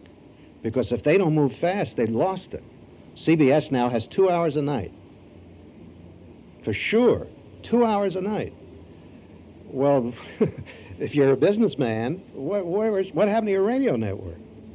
You know, somebody like Fred Silverman, who I don't know, has got to sit down and find out who's in charge and what happened to the radio network. Same with ABC. Mutual had the chance, as we were saying, and they blew it because they got greedy. You cannot do, what did you say? They had 15 minutes of script finally? Yeah, it's 25-minute show. Well, you can't do a show like that. That's, you know, when the world is left, and if there are accountants or lawyers in the room, you're excused from this comment. But you cannot leave the entertainment business in the hands of accountants and lawyers. It just cannot be done, any more than you can leave the accounting and the legal business in my hands. It just doesn't work. But no one has talked to you directly or I know that at the time that Sears asked me to do this show, it was not yet set on CBS. And I know there were meetings going on with the other networks, but they didn't have stations. And they were not ready to put the stations together. Now they have to. They have no choice as of this morning. This was Sears that started this. Sears came to me and said, do the show, and I got the outlines, said, here's the show, prepared a presentation, wrote a couple of things. And they got to deal with CBS. But they had also had meetings with ABC and NBC, who wanted the show but could not produce a network. Now they have to, and they weren't interested in producing. They said, well, wait a while, and if you want to do it next year, we'll see if we can line up stations. But it doesn't work that way. Now they have to. This morning they have to. They don't have any chance. They can't sit around and chat anymore because they're going to be, that stuff's going to be going on all over the place. No question. Yeah. I've noticed that there's some stations carry a Sears Radio Theater that are not part of CBS. Yes, and I understand what happens is, from my friends at CBS, they first offer it to the CBS outlet, and if the CBS outlet quibbles in any way about the time, because Sears has the say-so about what time it's on, they have to okay it, then they have the right, CBS has the right to offer it to another station in that marketing area. In a couple of cases, I understand that's worked to our advantage. I believe that it's another station in San Diego, and it's a bigger station, isn't it? Was it KGO, we can hear it here. Yeah. Incidentally, whatever the Sacramento station is, a friend of ours who used to be an engineer at CBS, was the engineer on Broadway's My Beat, Pat Walsh, lives in Tahiti. And he listens to us on the Sacramento station. He said comes in loud and clear. He don't have any problems at all. During the winter, you can pick it up here on in Arizona. I think it's KOOL. Oh, really? And that at 6 o'clock here. Yeah. To see if I want to record it. Yeah. Yeah, that's a good idea. By the way, you can call me. I'll tell you whether to buy it. Save you a lot of tape. It's kind of hard to record on a cassette, on a 30-minute cassette. Do you, I haven't timed it, but do you figure, say, 10 minutes for scene one and so many minutes? No, but I'll tell you, the middle break, we have to hit the middle break at exactly the same time. And that's about 20 of an hour, I think. Well, let's figure that in the script we're at about 1440. Now, when you add whatever commercials are, the 330s, we have to hit it because of something called net sync or something. I don't know what that is. And I started to argue about it and said, I made grand speeches. We're not running a railroad, we're doing it. And got home and repeated all of this to my wife, and we had the television on, and it was a dramatic show with Hal Holbrook. I don't remember what it was. And as I was repeating this grand speech, getting all excited all over again, saying, and I said to them, and Hal Holbrook was saying on the screen in the drama, and that's why, and there was a commercial on. And I said, oh, I see what they mean. Everything is a computer. Yeah. I've noticed that there are times when I can pick up an out-of-town station, and you hear the Sears Radio Theater, like the one that's one in Albuquerque, TOB. I have a list in the office. I don't know all the stations, except there are 194 now. But I've listened to it, and I get in pretty good. For some reason, I couldn't get to KNX. You wanted to know why he gets Albuquerque better than KNX? Where do you live? Where you live. I live on a hill with a hill behind me, and FM signals I'm wiped out except for K-Knob or K-Surf, which are both in my line of vision. I can't really get any other clear FM signals. I thought I'd have no trouble with AM, but I have a great deal of trouble, and KNX really flutters where we are. I don't get it all that clearly. I think, where is that tower? Is that on Mount Torrance, the KNX tower? Well, it's just past. I'm going to have to take the hill out if I want to hear it, or listen to it at the studio. Every show will be repeated. We do the last original on Friday the 3rd of August, on Monday. Except you've got the repeat schedule that day. Do you know why something at Block High is repeated for the 100? On the 3rd, yeah, because they canceled Cataclysm. They thought it was too controversial. So there'll actually be 129 to it. Right. They have Cataclysm. We did it. It's complete. But right, somebody at Sears said, no, it's controversial. So it's controversial.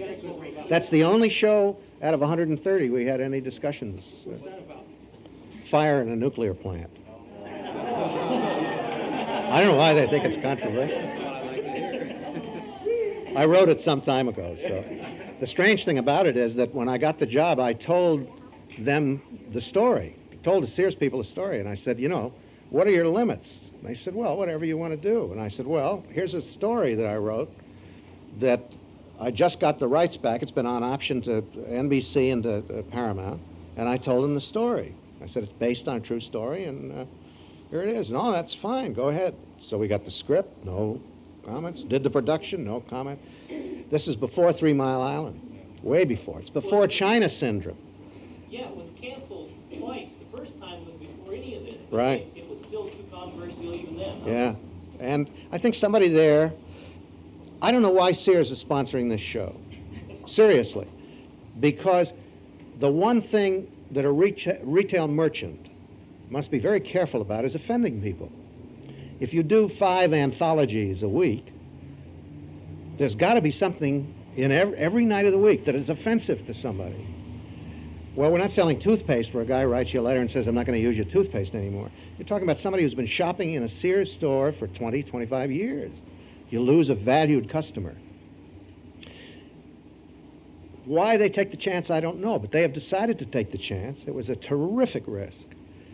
And, as I say, it looks like they're going ahead with it. Because the strange thing that they found out, and they were surprised, is that people are very nice and decent. And they've only had a few letters from people saying, I have just torn up my Sears card or something else. They've had letters from people who say, well, I didn't like that show, and I don't think you should say things like that, but I liked the one the week before, and I like the kind of show like you did last Thursday. And that's the end of it, and they stay with it, which is what they should do. If you don't like it when you get into it, you can tell pretty quickly if that's your cup of tea. If it isn't, tune in tomorrow night. You won't hurt anybody's feeling. Okay, I think we should wrap it up. You think? Anybody? Yes, dear. Curious.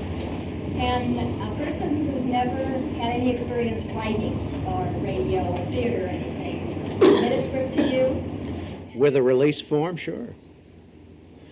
I bought a script that Crown Jewels of Grandemere that I told you about. Script came in the mail. The from a woman who said, I've done some writing. I've never written a script before. I heard your show, and I went to the library and read books about how you write a radio script. She had the form pretty well. And she wrote a fantastic script. And I called her on the telephone. She's not a member of the union. I explained about joining the union or just doing one script under Taft-Hartley. Oh, it's fine, fine. She's a married lady with a grown daughter. And for me or you? And we bought the script and we produced it, and it'll be on the air in a week or so. And I called her. No, Fletcher called her after, because he directed that show, to tell her how well it had come out. And she was just in heaven. And she said, do you need a science fiction story? He said, well, we closed the store, but we may in the fall. Why? She said, I think I got an idea for a science fiction story. He said, fine. You know, there are writers all over the place. We bought a script. The Bach-Ha script was written by a guy who's never written a radio script, lives in Austin, Texas. And he started on a second one, which I had asked him to do, and he got stuck on it, and he called and said, is it a terrible thing if I can't finish it? And I said, no. Come over and look at my desk. I got a lot of stuff I can't finish. So we do it next year. You can do it next year. But he had never written a radio script before. Andy Nance. Pat Klepper sent a script in the mail. I didn't know who he was. And turned out he'd been writing, he used to write Grand Central Station, for heaven's sakes. He's been that much. He sent a charming script in, delightful. Turned out he was is now the entertainment editor of the St. Paul Dispatch. And so yes, we do. I did in the old days on Suspense. I bought scripts from Esley Pagostin and a lot of guys that had never written before. Sam Rolfe sent me a script in the mail. Had never written anything professional. But when they come in that way, the people have to be patient, because I haven't the time to read that quickly. I'd like to not skip read it. I'd like to read it, you know. And even if it doesn't work, be able to say something hopeful. You know. Anyway, thank you for asking me.